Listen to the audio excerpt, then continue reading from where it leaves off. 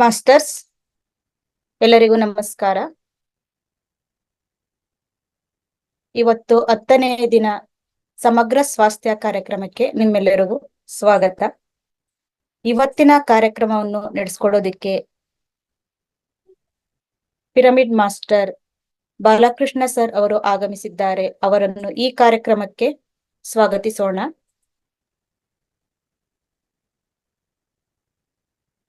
ಇವತ್ತಿನ ಕಾರ್ಯಕ್ರಮ ಜ್ಞಾನ ಹಂಚಿಕೆ 30 ನಿಮಿಷ, ಹಾಗೆ 30 ನಿಮಿಷ ಧ್ಯಾನ ಮಾಡ್ಕೊಂಡು ಬರೋಣ.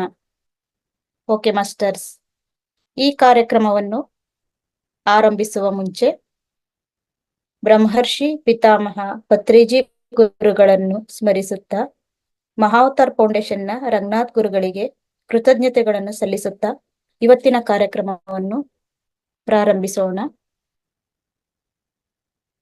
ನಮಸ್ಕಾರ ಸರ್. ಸರ್, ಮೆಡಿಟೇಷನ್ ಮಾಡಿಸ್ತೀರಾ? ಮಾಡಿಸ್ಲಾ? Silent meditation madam.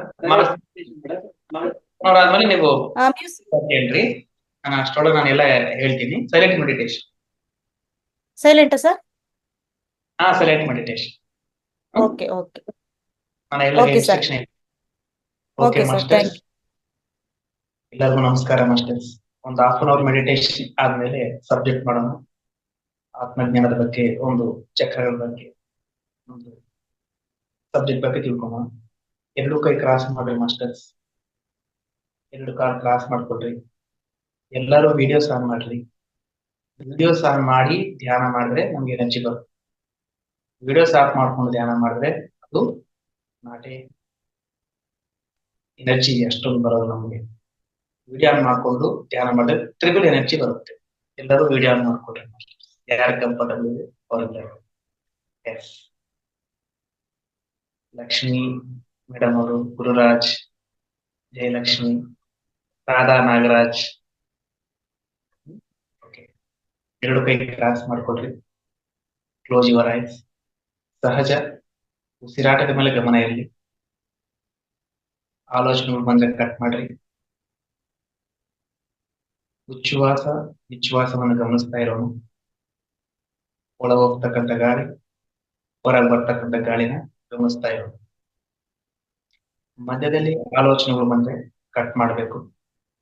ಮತ್ತೆ ನಮ್ಮ ಮನಸ್ಸು ಶ್ವಾಸದ ಮೇಲೆ ಧ್ಯಾಸ, ಉಸಿರಾಟದ ಮೇಲೆ ಗಮನ ಕೊಡ್ತಾ ಇರಬೇಕು. ಮತ್ತೆ ಆಲೋಚನೆ ಮತ್ತೆ ಕಟ್ ಮಾಡಬೇಕು. ಮತ್ತೆ ಉಸಿರಾಟದ ಮೇಲೆ ಗಮನ. ಈ ರೀತಿ ಮಾಡ್ತಾ ಮಾಡ್ತಾ ಇರ್ಬೇಕಾದ್ರೆ ಮನಸ್ಸಿನ ಪ್ರಭಾವ ಕಡಿಮೆ ಆಗ್ತಾ ಹೋಗುತ್ತೆ. ಆಲೋಚನೆಗಳು ಕಡಿಮೆ ಆಗ್ತಾ ಹೋಗುತ್ತೆ. ಖಾಲಿ ಆಗುತ್ತೆ. ಅವಾಗ ಆತ್ಮಸ್ಥಿತಿಯಲ್ಲಿ ನಾವಿರುತ್ತೆ. ಧ್ಯಾನ ಸ್ಥಿತಿಯಲ್ಲಿ ನಾವಿರುತ್ತೆ. ಸೀರಿಯಸ್ ಆಗಿ ಮಾಡೋದು masters. Half an hour silent meditation.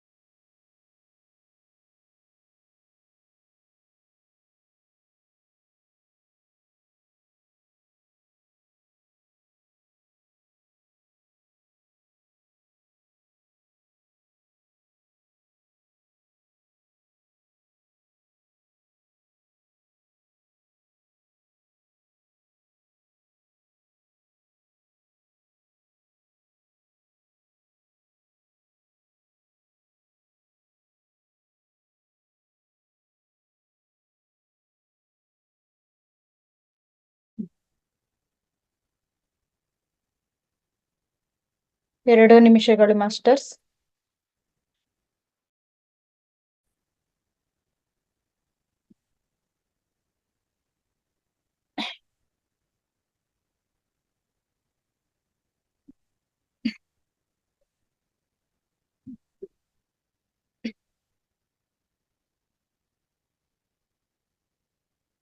ಉಸಿರಾಟದ ಕಡೆ ಗಮನ.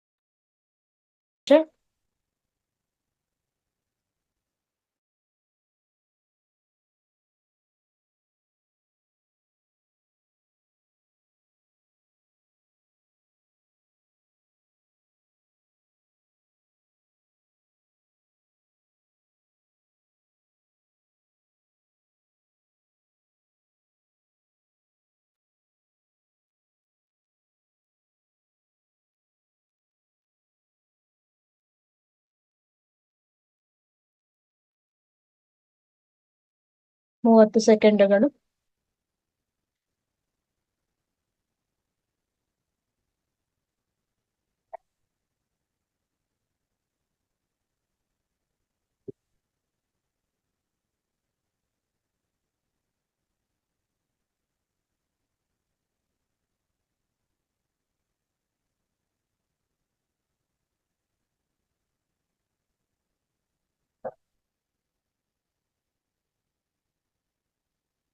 ಕೇವಲ 10 ಸೆಕೆಂಡುಗಳು.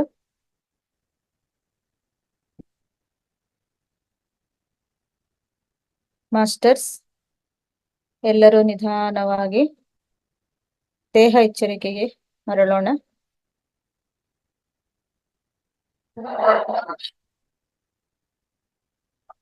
ಫೈವ್, 4, 3, 2, 1, 0. ಮಾಸ್ಟರ್ಸ್, ಎಲ್ಲರೂ ನಿಧಾನವಾಗಿ ಕೈಗಳನ್ನು ಬಿಡಿಸಿ ನಿಧಾನವಾಗಿ 2 ಕಣ್ಣುಗಳ ಮೇಲೆ ಇರಿಸೋಣ.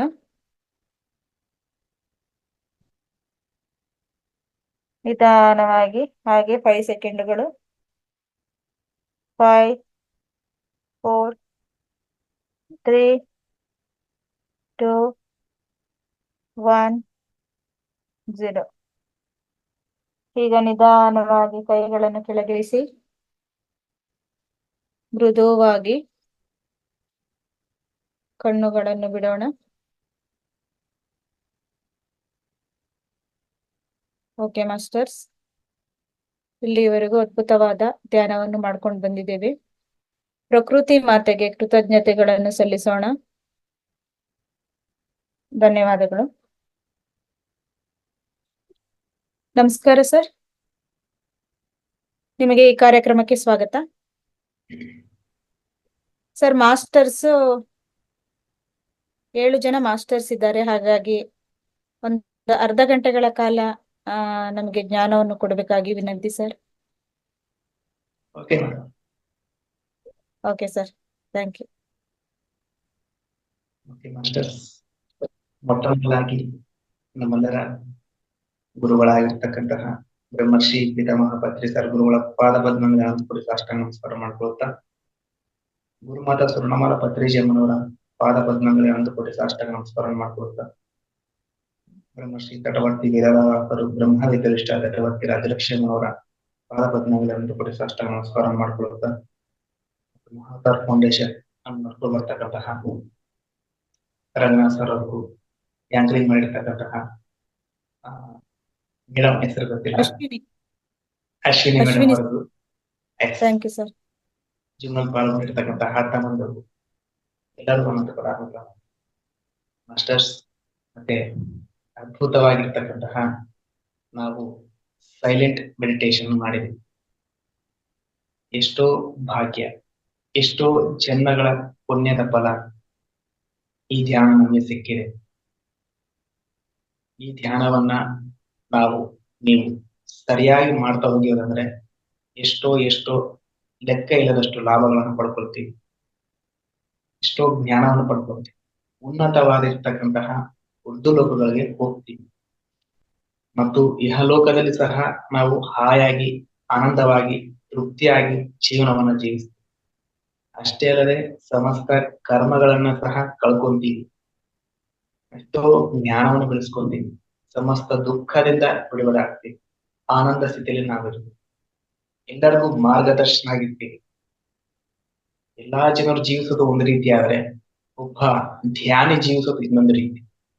ಧ್ಯಾನಿಗೂ ಮಾನವನಿಗೂ ಅಜಗಜಾಂತರ ವ್ಯತ್ಯಾಸ ಇದೆ. ಆದ್ದರಿಂದ ಅದ್ಭುತವಾಗಿರ್ತಕ್ಕಂತಹ ಮಾರ್ಗಕ್ಕೆ ಬಂದಿವಿ. ನರನು ನಾರಾಯಣ ಆಗ್ತಕ್ಕಂಥ ವಿಷಯ, ಮಾನವನು ಮಾಧವನಾಗ್ತಕ್ಕಂತಹ ವಿಷಯ, ಪಶುವಾಗಿರ್ತಕ್ಕಂಥ ಪಶುವತಿ ಆಗ್ತಕ್ಕಂತಹ ಒಂದು ಸ್ಥಾನ ಸ್ಥಿತಿಗಳನ್ನು ಪಡ್ಕೊಳ್ತಕ್ಕಂತಹ ಒಂದು ಮಾರ್ಗಕ್ಕೆ ನಾವು ಬಂದಿದ್ದೀವಿ. ಆದ್ದರಿಂದ ಶ್ರದ್ಧೆಯಿಂದ ರೆಗ್ಯುಲರ್ ಆಗಿ ಧ್ಯಾನ ಜ್ಞಾನವನ್ನ ಪಡ್ಕೊಂತಾ ಇರ್ಬೇಕು. ಅವಾಗಲೇ ನಾವು ಉನ್ನತವಾಗಿರ್ತಕ್ಕಂತಹ ಉರ್ದುಲೋಕಗಳಿಗಾಗ್ಲಿ ಮತ್ತು ಇಹಲೋಕದಲ್ಲಿ ಆನಂದವಾಗಿ ತೃಪ್ತಿಯಾಗಿ ಜೀವಿಸೋದಕ್ಕೆ ಸಾಧ್ಯ ಆಗುತ್ತೆ. ಆದ್ದರಿಂದ ಮತ್ತೆ ಇವತ್ತಿನ ವಿಷಯ ಏನಪ್ಪಾ ಅಂತಂದ್ರೆ ಚಕ್ರಗಳ ಬಗ್ಗೆ ಮತ್ತು ಅವರ ಸ್ಥಿತಿಗಳು ಹೆಂಗಿರ್ತವೆ ಅದ್ರ ಬಗ್ಗೆ ನಾವು ತಿಳ್ಕೊಬಹುದು. ತಟವರ್ತಿ ವೀರರಾವ್ ಸರ್ ಪತ್ರಿ ಸರ್ ಅವರು ಬಹಳ ಅದ್ಭುತವಾಗಿ ನಮ್ಗೆ ತಿಳಿಸ್ಕೊಟ್ಟಿದ್ದಾರೆ. ನೋಡ್ರಿ ಮಾಸ್ಟರ್ಸ್, ಇಲ್ಲಿ ಚಕ್ರಗಳು ಅಂದ ತಕ್ಷಣ ಯಾರು ಚಕ್ರಗಳಲ್ಲಿ ಇರ್ತಾರೋ ಅವ್ರನ್ನ ಜನ್ಮ ತಗೊಂತಾ ಇರ್ತಾರೆ. ಚಕ್ರಾಸ್ಥಿತ ಸ್ಥಿತಿಗೆ ಸೇರ್ಕೊಂಡಿರ್ತಕ್ಕಂಥವ್ರೆ ಜನ್ಮರಾಹಿತ್ಯ ಸ್ಥಿತಿಯನ್ನು ಪಡ್ಕೊತಾರೆ. ಮನುಷ್ಯನಿಗೆ 6 ಚಕ್ರಗಳು ಇರ್ತವೆ, ಮಾನವನಿಗೆ 6 ಚಕ್ರಗಳು. 7ನೇದು ಒಂದಿದೆ, ಅದು ಚಕ್ರಾತೀತ ಸ್ಥಿತಿ, ಅದೇ ಸಹಸ್ರಾರ ಸ್ಥಿತಿ ಅಂತ ಹೇಳ್ತೀವಿ. ಆ ಸ್ಥಿತಿಯನ್ನ ಯಾರಾದ್ರೂ ಸೇರ್ಕೊಳ್ತಾರೋ ಅವ್ರಿಗೆ ಇನ್ನೊಂದು ಜನ್ಮ ಇಲ್ಲ. ಇನ್ನು ಮೂಲಾಧಾರದಿಂದ ಮತ್ತು ಆಜ್ಞಾ ಚಕ್ರವರೆಗೆ ಯಾರಾದ್ರೂ ಹೋಗ್ತಾರೋ ಅಲ್ಲಿವರೆಗೆ ಅವರು ಜನ್ಮ ಚಕ್ರ ಸಿಕ್ಕಾಕೊಳ್ತಾರೆ. ಚಕ್ರಗಳು ಅಂದ್ರೆ ಇಲ್ಲಿ ಜನ್ಮಗಳು ಅಂತ ಅರ್ಥ. ಕೆಲವರು ಏನ್ ಅನ್ಕೊಂತಾರೆ, ಚಕ್ರಗಳು ಅಂದ ತಕ್ಷಣ ಈ ದೇಹದಲ್ಲಿ ಚಕ್ರಗಳು ಇರ್ತಾವೇನೋ ಅಂತ ಅನ್ಕೊಂತಾ ಇದ್ದಾರೆ. ಚಕ್ರಗಳು ಅಂದ್ರೆ ದೇಹದಲ್ಲಿ ಚಕ್ರಗಳು ಇರೋದಿಲ್ಲ. ಚಕ್ರಗಳು ಅಂದ್ರೆ ಇಲ್ಲಿ ಸ್ಥಿತಿ.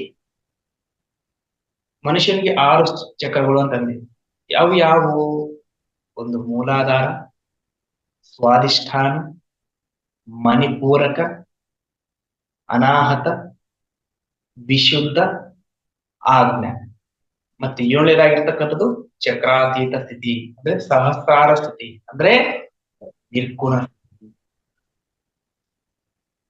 ಅದೇ ಪರಮಾತ್ಮ ಸ್ಥಿತಿ, ಬ್ರಹ್ಮರ್ಷಿ ಸ್ಥಿತಿ ಅಂತ ಸಹ ನಾವು ಹೇಳಬಹುದು. ಆದ್ದರಿಂದ ಇಲ್ಲಿ ನಾವು ಏನ್ ತಿಳ್ಕೊಬೇಕಯ್ಯ ಅಂತಂದ್ರೆ ಮೂಲಾಧಾರದಲ್ಲಿ ಹೇಗಿರ್ತಾರೆ.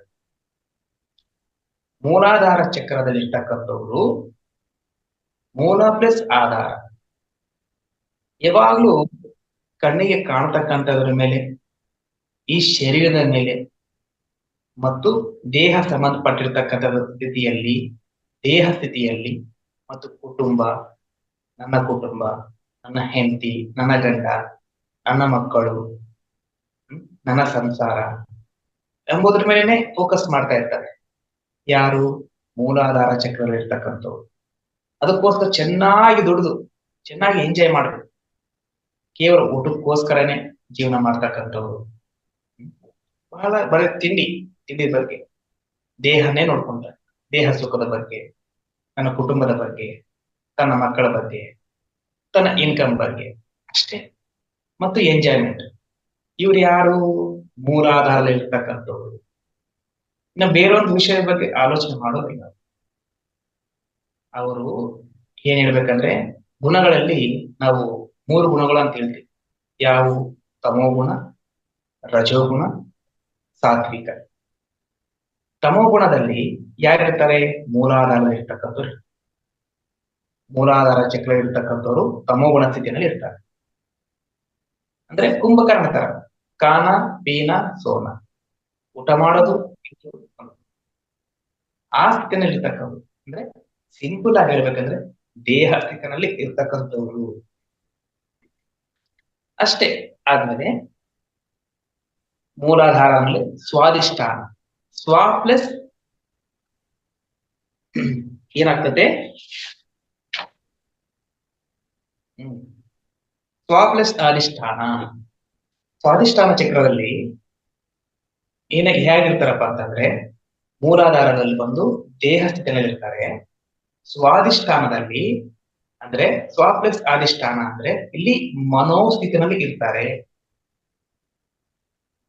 ಸ್ವಾದಿಷ್ಠಾನದಲ್ಲಿ ಮನೋಸ್ಥಿತಿನಲ್ಲಿ ಇರ್ತಾರೆ. ಅವರು ಸ್ಥಿತಿಗತಿಗಳು ಹೆಂಗಿರ್ತಾವಪ್ಪ ಅಂತಂದ್ರೆ, ನಾನು, ನೀನು ಬೇರೆ, ನಾನು ಬೇರೆ. ಮತ್ತೆ ಅವರು ಇನ್ನ ಹೇಗಿರ್ತಾರಂದ್ರೆ, ನಾನು ಹಿಂದೂ, ನೀನು ಕ್ರಿಶ್ಚಿಯನ್, ನೀನು ಮುಸ್ಲಿಂ ಅಂತಕ್ಕಂಥವ್ರು. ಮತ್ತೆ ನಾನು MLA, ಪ್ರೆಸಿಡೆಂಟು, ಉದ್ಯಮಿ, ಡಾಕ್ಟರು, ಯಾಕ್ಟರು, ಮತ್ತೆ ಶತ್ರುಗಳು ಎಂಬುವ ರೀತಿಯಲ್ಲಿ ಆ ಒಂದು ಸ್ಥಿತಿಯಲ್ಲಿ ಇರ್ತಾರಂತೆ. ಯಾರು? ಸ್ವಾದಿಷ್ಠಾನದಲ್ಲಿ ಇರ್ತಕ್ಕಂಥವ್ರು, ಅಂದ್ರೆ ಮನೋಸ್ಥಿತಿಯಲ್ಲಿ ಇರ್ತಕ್ಕಂಥವ್ರು, ನಾನು ಅಂತಕ್ಕಂಥ ಸ್ಥಿತಿನಲ್ಲಿ ಇರ್ತಕ್ಕಂಥವ್ರು, ಇತರರ ಮೇಲೆ ದಬ್ಬಾಳಿಕೆಯನ್ನು ಮಾಡ್ತಕ್ಕಂಥವ್ರು, ಅಥಾರಿಟಿಯನ್ನು ಸಾಧಿಸ್ತಕ್ಕಂಥವ್ರು. ಯಾರ ಮೇಲೆ? ಮೂಲಾಧಾರದಲ್ಲಿ ಇರ್ತಕ್ಕಂಥವ್ರ ಮೇಲೆ ಅಥಾರಿಟಿಯನ್ನು, ಪವರನ್ನು ತೋರಿಸ್ತಕ್ಕಂಥವ್ರು. ಮತ್ತೆ ನಾನು ಡಾಕ್ಟರು, ನಾನು ಮಂತ್ರಿ, ನಾನು ಆಕ್ಟರು, ಈ ರೀತಿ ಎಲ್ಲ ಕ್ರಿಯೇಟ್ ಮಾಡಿಕೊಂಡು ಅದೇ ಅನ್ಕೊಂಡು ಜೀವಿಸ್ತಕ್ಕಂಥವ್ರು ಸ್ವಾದಿಷ್ಠಾನದಲ್ಲಿ ಇರ್ತಕ್ಕಂಥವ್ರು. ಅಂದ್ರೆ ಅವರು ಮನೋಸ್ಥಿತಿನಲ್ಲಿ ಇರ್ತಾರೆ. ಅಂದ್ರೆ ಅವರು ರಜೋಗುಣದಲ್ಲಿ ಇರ್ತಾರೆ. ರಜೋಗುಣ ಅಂದ್ರೆ ಏನಿದೆ? ಕೇವಲ ಸ್ವಾರ್ಥ ಪರವಾಗಿ ಜೀವಿಸ್ತಕ್ಕಂಥವ್ರು, ಕೇವಲ ಇನ್ಕಮ್, ಇತರ ಏನು ಲಾಸ್ ಆಗತ್ತೆ, ಏನು ನಷ್ಟ ಆಗತ್ತೆ ಆಲೋಚನೆ ಮಾಡೋದಿಲ್ಲ. ಅವ್ರಿಗೆ ನನಗೆ ಲಾಭ ಬಂದೈತೆ ಇಲ್ಲ, ನಾನು ಇಂಪ್ರೂವ್ಮೆಂಟ್ ಆಗಿದೆನಾ ಇಲ್ಲ, ನಾನು ಸೌಕಾರ ಆಗಿದೆನಾ ಇಲ್ಲ, ಇತರಿಗೆ ಅನ್ಯಾಯ ಆಗಿದೆ, ಅಧರ್ಮ ಆಗಿದೆ ಎಂಬುದು ಆಲೋಚನೆ ಇಲ್ಲ. ಕೇವಲ ಇನ್ಕಮ್ ಬಗ್ಗೆ ಆಲೋಚನೆ ಮಾಡ್ತಾರೆ. ತಮೋಗುಣದಲ್ಲಿ ಕುಂಭಕರ್ಣ ಅಂತ ಹೇಳ್ತೀವಿ, ರಜೋಗುಣದಲ್ಲಿ ರಾವಣಾಸುರ. ಅಂದ್ರೆ ಸ್ವಾದಿಷ್ಠಾನ ಅಂತ. ಸ್ವಾದಿಷ್ಠಾನದಲ್ಲಿ ಯಾರಿರ್ತಾರೆ? ಮನೋಸ್ಥಿತಿನಲ್ಲಿ ಇರ್ತಾರೆ. ಮನೋಸ್ಥಿತಿ ಅಂತಂದ್ರೆ ನಾವಂದಿ ರಜೋಗುಣದಲ್ಲಿ ಇರ್ತಕ್ಕಂಥ. ರಜೋಗುಣದಲ್ಲಿ ಅಂದ್ರೆ ರಾವಣಾಸುರ, ಆ ಸ್ಥಿತಿನಲ್ಲಿ ಇರ್ತಕ್ಕಂಥ ನಾನು ಅಂತಕ್ಕಂತಹ ಸ್ಥಿತಿ. ನಾನು ಹಿಂದೂ, ನೀನು ಮುಸ್ಲಿಂ ಎಂಬ ಸ್ಥಿತಿನಲ್ಲಿ ಇರ್ತಕ್ಕಂಥದ್ದು. ಇದು ಸ್ವಾದಿಷ್ಠಾನದಲ್ಲೇ ಇರ್ತಕ್ಕಂಥ. ಮತ್ತೆ ಅಥಾರಿಟಿಯನ್ನು ಸಾಧಿಸ್ತಕ್ಕಂಥದ್ದು, ಇದರ ಮೇಲೆ ಮೂಲಾಧಾರ ಇರ್ತಕ್ಕಂಥವ್ರ ಮೇಲೆ ದಬ್ಬಾಳಿಕೆ ಮಾಡ್ತಕ್ಕಂಥದ್ದು, ಪವರ್ ತೋರಿಸ್ತಕ್ಕಂಥವ್ರು ಆ ಸ್ಥಿತಿಯಲ್ಲಿ ಇರ್ತಾರೆ. ಯಾರು? ಸ್ವಾದಿಷ್ಠಾನದಲ್ಲಿ ಇರ್ತಕ್ಕಂಥವ್ರು, ಅಂದ್ರೆ ಮನೋಸ್ಥಿತಿನಲ್ಲಿ ಇರ್ತಕ್ಕಂಥವ್ರು, ಅಂದ್ರೆ ರಜೋಗುಣದಲ್ಲಿ ಇರ್ತಕ್ಕಂಥವ್ರು. ಇಲ್ಲಿ ನಾವು ತಿಳ್ಕೊತೀವಿ ಏನಂತ, ಈ ಒಂದು ಮೂಲಾಧಾರದಲ್ಲಿ ಬಂದು ತಮೋಗುಣದಲ್ಲಿ ಅಂತ ಅಂದ್ರೆ ಮೂಲಾಧಾರದಲ್ಲಿ ಶೇಷವ ಆತ್ಮಸ್ಥಿತಿಯಲ್ಲಿ ಇರ್ತಾರೆ. ಮೂಲಾಧಾರದಲ್ಲಿ ಶೇಷವ ಆತ್ಮಸ್ಥಿತಿಯಲ್ಲಿ ಇರ್ತಾರೆ. ಅದೇ ರೀತಿಯಾಗಿ ಮೂಲಾಧಾರ ಆದ್ಮೇಲೆ ಸ್ವಾದಿಷ್ಠಾನ ಅಂತ ಅಂದ್ರಲ್ವ, ಆ ಸ್ವಾದಿಷ್ಠಾನದಲ್ಲಿ ಶೇಷವಾತ್ಮ ಅಂದ್ರೆ ಬಾಲಾತ್ಮ ಸ್ಥಿತಿಯಲ್ಲಿ ಇರ್ತಾರೆ. ಮೂಲಾಧಾರದಲ್ಲಿ ಶೇಷವಾತ್ಮ, ಸ್ವಾದಿಷ್ಠಾನದಲ್ಲಿ ಬಾಲಾತ್ಮ ಸ್ಥಿತಿಯಲ್ಲಿ ಇರ್ತಾರೆ. ನೆಕ್ಸ್ಟ್ ಸ್ಟೆಪ್ ಅಂದ್ರೆ ಸ್ವಾದಿಷ್ಠಾನದಲ್ಲಿ ಮನೋಸ್ಥಿತಿಯಲ್ಲಿ ಇರ್ತಾರೆ ಮತ್ತು ರಜೋಗುಣದಲ್ಲಿ ಇರ್ತಾರೆ. ಇದು ನಮ್ ಕ್ಲಾರಿಟಿ ಆಗಿ ತಿಳ್ಕೊಳ್ಬೇಕು. ಮತ್ತೆ ಮಣಿಪೂರಕದಲ್ಲಿ ಮಣಿ ಪ್ಲಸ್ ಪೂರಕ. ಇಲ್ಲಿ ಮಣಿಪೂರಕ ಅಂತಂದ್ರೆ ಗುರುಗಳು ಒಂದು ಮಾತು ಹೇಳ್ತಾರೆ, ಹೊರಗಡೆ ಮಾತ್ರ ಶೋ ಆಫ್ ತೋರಿಸ್ತಾರೆ, ಒಳಗಡೆ ಎಲ್ಲ ಖಾಲಿ ಇರುತ್ತೆ. ಅಂದ್ರೆ ಉಪ್ಪರ್ ಶರ್ವಾಣಿ ಅಂಡರ್ ಪರೇಶಾನ್. ಒಳಗಡೆ ಎಲ್ಲ ಖಾಲಿ, ಜ್ಞಾನ ಇರೋದಿಲ್ಲ. ಹೊರಗಡೆ ಮಾತ್ರ ಶೋ ತೋರಿಸ್ತಾ ಇರ್ತಾರೆ. ಯಾರಂದ್ರೆ ಪಂಡಿತರು. ಪಂಡಿತರು ಏನ್ ಮಾಡ್ತಾರೆ, ಎಲ್ಲಾ ಶ್ಲೋಕಗಳನ್ನ ಬಾಯಾಟ ಹಾಕಿ ಪ್ರವಚನವನ್ನು ಮಾಡ್ತಿರ್ತಾರೆ. ಚೆನ್ನಾಗಿ ಪ್ರವಚನ ಮಾಡಿದ್ರೆ ಎಷ್ಟೋ ಮಂದಿ ಕೇಳ್ತಾ ಇರ್ತಾರೆ. ಆದ್ರೆ ಅವರ ಆಚರಣೆಯಲ್ಲಿ ನೋಡಿದ್ರೆ ಇರೋದಿಲ್ಲ. ಅವರೇ ಪಂಡಿತರು, ಅವರೇ ಮಣಿಪೂರಕದಲ್ಲಿ ಇರ್ತಾರೆ.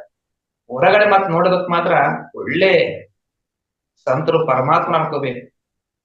ಆದ್ರೆ ಒಳಗಡೆ ಯಾವುದು ಆಚರಣೆ ಇರೋದಿಲ್ಲ, ಎಲ್ಲ ಖಾಲಿ ಇರುತ್ತೆ. ಅವರಲ್ಲಿ ಜ್ಞಾನ ಇರೋದಿಲ್ಲ ಒಳಗಡೆ.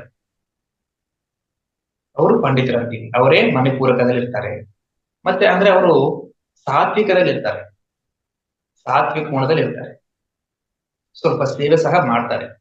ಇನ್ನ ಅವರು ಹೇಳ್ಬೇಕಂದ್ರೆ ಮಣಿಪೂರಕದಲ್ಲಿ ಎಂತವ್ರು ಇರ್ತಾರಂದ್ರೆ PhD ಮಾಡಿರ್ತಕ್ಕಂಥವ್ರು, ಮತ್ತೆ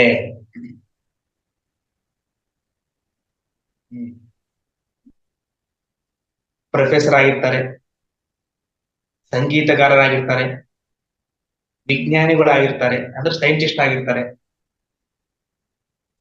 ನೋಡ್ರಿ ಮಾಸ್ಟರ್ಸ್, ಇಷ್ಟೆಲ್ಲ ಆಗಿರ್ತಾರೆ. ಸೈಂಟಿಸ್ಟ್ಗಳಾಗಿರ್ತಾರೆ ಮತ್ತು PhD ಮಾಡಿರ್ತಾರೆ, ಬುದ್ಧಿ ಸ್ಥಿತಿನಲ್ಲಿ ಇರ್ತಾರೆ. ಅವರು ಮಣಿಪೂರಕದಲ್ಲಿ ಬುದ್ಧಿ ಸ್ಥಿತಿನಲ್ಲಿ ಇರ್ತಾರೆ, ಮೂಲಾಧಾರಲ್ಲಿ ದೇಹ ಸ್ಥಿತಿನಲ್ಲಿ ಇರ್ತಾರೆ, ಸ್ವಾಧಿಷ್ಠಾನದಲ್ಲಿ ಮನೋಸ್ಥಿತಿನಲ್ಲಿ ಇರ್ತಾರೆ, ಮಣಿಪೂರಕದಲ್ಲಿ ಬುದ್ಧಿ ಸ್ಥಿತಿನಲ್ಲಿ ಇರ್ತಾರೆ. ಬುದ್ಧಿ ಸ್ಥಿತಿನಲ್ಲಿ ಯಾರಿರ್ತಾರೆ ಅಂದ್ರೆ ಮಣಿಪೂರಕದಲ್ಲಿ ಇರ್ತಕ್ಕಂಥವ್ರು. ಅವರು ಅವರು ಪಂಡಿತರಾಗಿರಬಹುದು, ಮತ್ತು ಪ್ರೊಫೆಸರ್ ಆಗಿರಬಹುದು, ಮತ್ತು ಸೈಂಟಿಸ್ಟ್ಗಳಾಗಿರ್ಬಹುದು, ಅಂದ್ರೆ ವಿಜ್ಞಾನಿಗಳಾಗಿರ್ಬಹುದು ಅಂತ ಹೇಳ್ಬೋದು. ನೋಡ್ರಿ ಮಾಸ್ಟರ್ಸ್, ಈ ಮೂಲಾಧಾರದಲ್ಲಿ 100ರಿಂದ 150 ಜನಗಳು ತಗೊಂಡು, ಮೂಲಾಧಾರದಲ್ಲಿ 100ರಿಂದ 150 ಜನಗಳು ತಗೊಂತಾರೆ. ಅವರ ಒಂದು ಕೆಪಾಸಿಟಿ ಮೇಲೆ, ಅವರ ಒಂದು ಜ್ಞಾನದ ಮೇಲೆ ಡಿಪೆಂಡೆನ್ಸ್ ಆಗುತ್ತೆ. ಮತ್ತು ಸ್ವಾಧಿಷ್ಠಾನದಲ್ಲೂ ಸಹ 100ರಿಂದ 150 ಜನಗಳು ತಗೊಂತಾರೆ. ಅದೇ ರೀತಿಯಾಗಿ ಮಣಿಪೂರಕದಲ್ಲಿ ಮಾತ್ರ ಎಷ್ಟು ಜನ್ಮಗಳು, 250ರಿಂದ 300 ಜನ್ಮಗಳು ದಾಟಿರ್ತಕ್ಕಂಥವರೇ ಮಣಿಪೂರಕ ಚಕ್ರದಲ್ಲಿ ಇರ್ತಾರೆ. ಆ ರೀತಿ ಜನ್ಮಗಳು ತಗೊಂಡು ಕೆಲವು ಜನ್ಮಗಳು ಆದ್ಮೇಲೆ ಮತ್ತೆ ಅನಾಹತಕ್ಕೆ ಬರ್ತಾರೆ. ಅನಾಹತದಲ್ಲಿ ಬಂದು ಅಲ್ಲಿ ಹೇಗಿರ್ತಪ್ಪ ಅಂತಂದ್ರೆ ಸೈಲೆಂಟ್. ಹತ ಅಂದ್ರೆ ಸೌಂಡ್, ಅನಾಹತ ಅಂದ್ರೆ ಸೈಲೆಂಟ್, ನಿಶಬ್ದವಾಗಿ ಮೌನವಾಗಿರ್ತಾರೆ. ತಮ್ಮ ಕೆಲಸ ಏನು ತಾವು ಮಾಡ್ಕೊಂತ ಇರ್ತಾರೆ. ಪೇಂಟರ್ ಆಗಿರ್ಬಹುದು, ಯಾವುದೋ ಒಂದು ಕೆಲಸದಲ್ಲಿ ಪರಿಪೂರ್ಣವಾಗಿ ಮಾಡ್ತಾರೆ. ಒಂದು ಶಿಲ್ಪಿಗಾರ ಆಗಿರ್ಬಹುದು, ಒಂದು ಬಿಸ್ನೆಸ್ ಆಗಿರ್ಬೋದು, ಆ ಕೆಲಸದಲ್ಲಿ ಪರ್ಫೆಕ್ಷನ್ ಇರುತ್ತೆ. ಅವರು ಪೇಂಟಿಂಗ್ ಮಾಡ್ತಿರ್ತಾರೆ, ಅದ್ಭುತವಾಗಿ ಪೇಂಟ್ ಮಾಡ್ತಾರೆ. ಶಿಲ್ಪಿ ಕೆತ್ತಿರ್ತಾರೆ, ಅದ್ಭುತವಾಗಿ ಕೆತ್ತಿರ್ತಾರೆ. ವ್ಯಾಪಾರ ಮಾಡ್ತಾರೆ, ಅದ್ಭುತವಾಗಿ ವ್ಯಾಪಾರ ಮಾಡ್ತಾರೆ. ಬಟ್ ಯಾರು ಏನ್ ತೊಂದರೆ ಮಾಡಕ್ ಹೋಗಲ್ಲ, ಅವ್ರದ್ದೇನ ಅವ್ರದಷ್ಟೇ. ವರ್ಕ್ ನಲ್ಲಿ ಎಫರ್ಟ್ ತೋರಿಸ್ತಾರೆ ಅವರು. ಯಾರು ಅನಾಥದಲ್ಲಿ ಇರ್ತಕ್ಕಂಥ ಮಾತಾಡೋದಿಲ್ಲ, ಮಾಡಿ ತೋರಿಸ್ತಾರೆ. ಸೈಲೆಂಟ್ ಆಗಿರ್ತಾರೆ, ಅಂದ್ರೆ ಮೌನವಾಗಿರ್ತಾರೆ.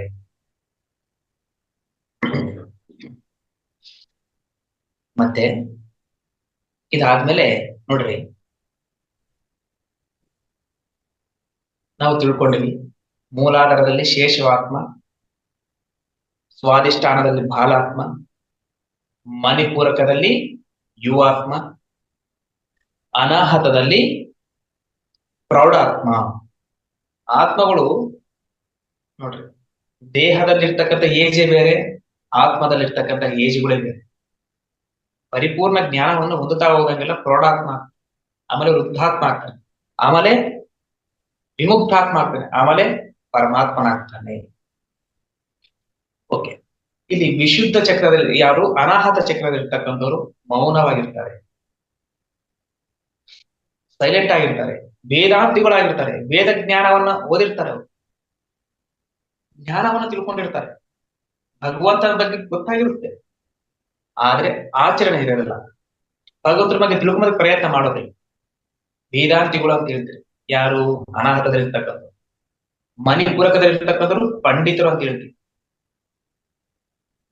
ಇನ್ನು ಸ್ವಾಧಿಷ್ಠಾನದಲ್ಲಿರ್ತಕ್ಕಂಥವ್ರು ಆಸ್ತಿಕರು ಅಂತ ಹೇಳ್ತೀವಿ.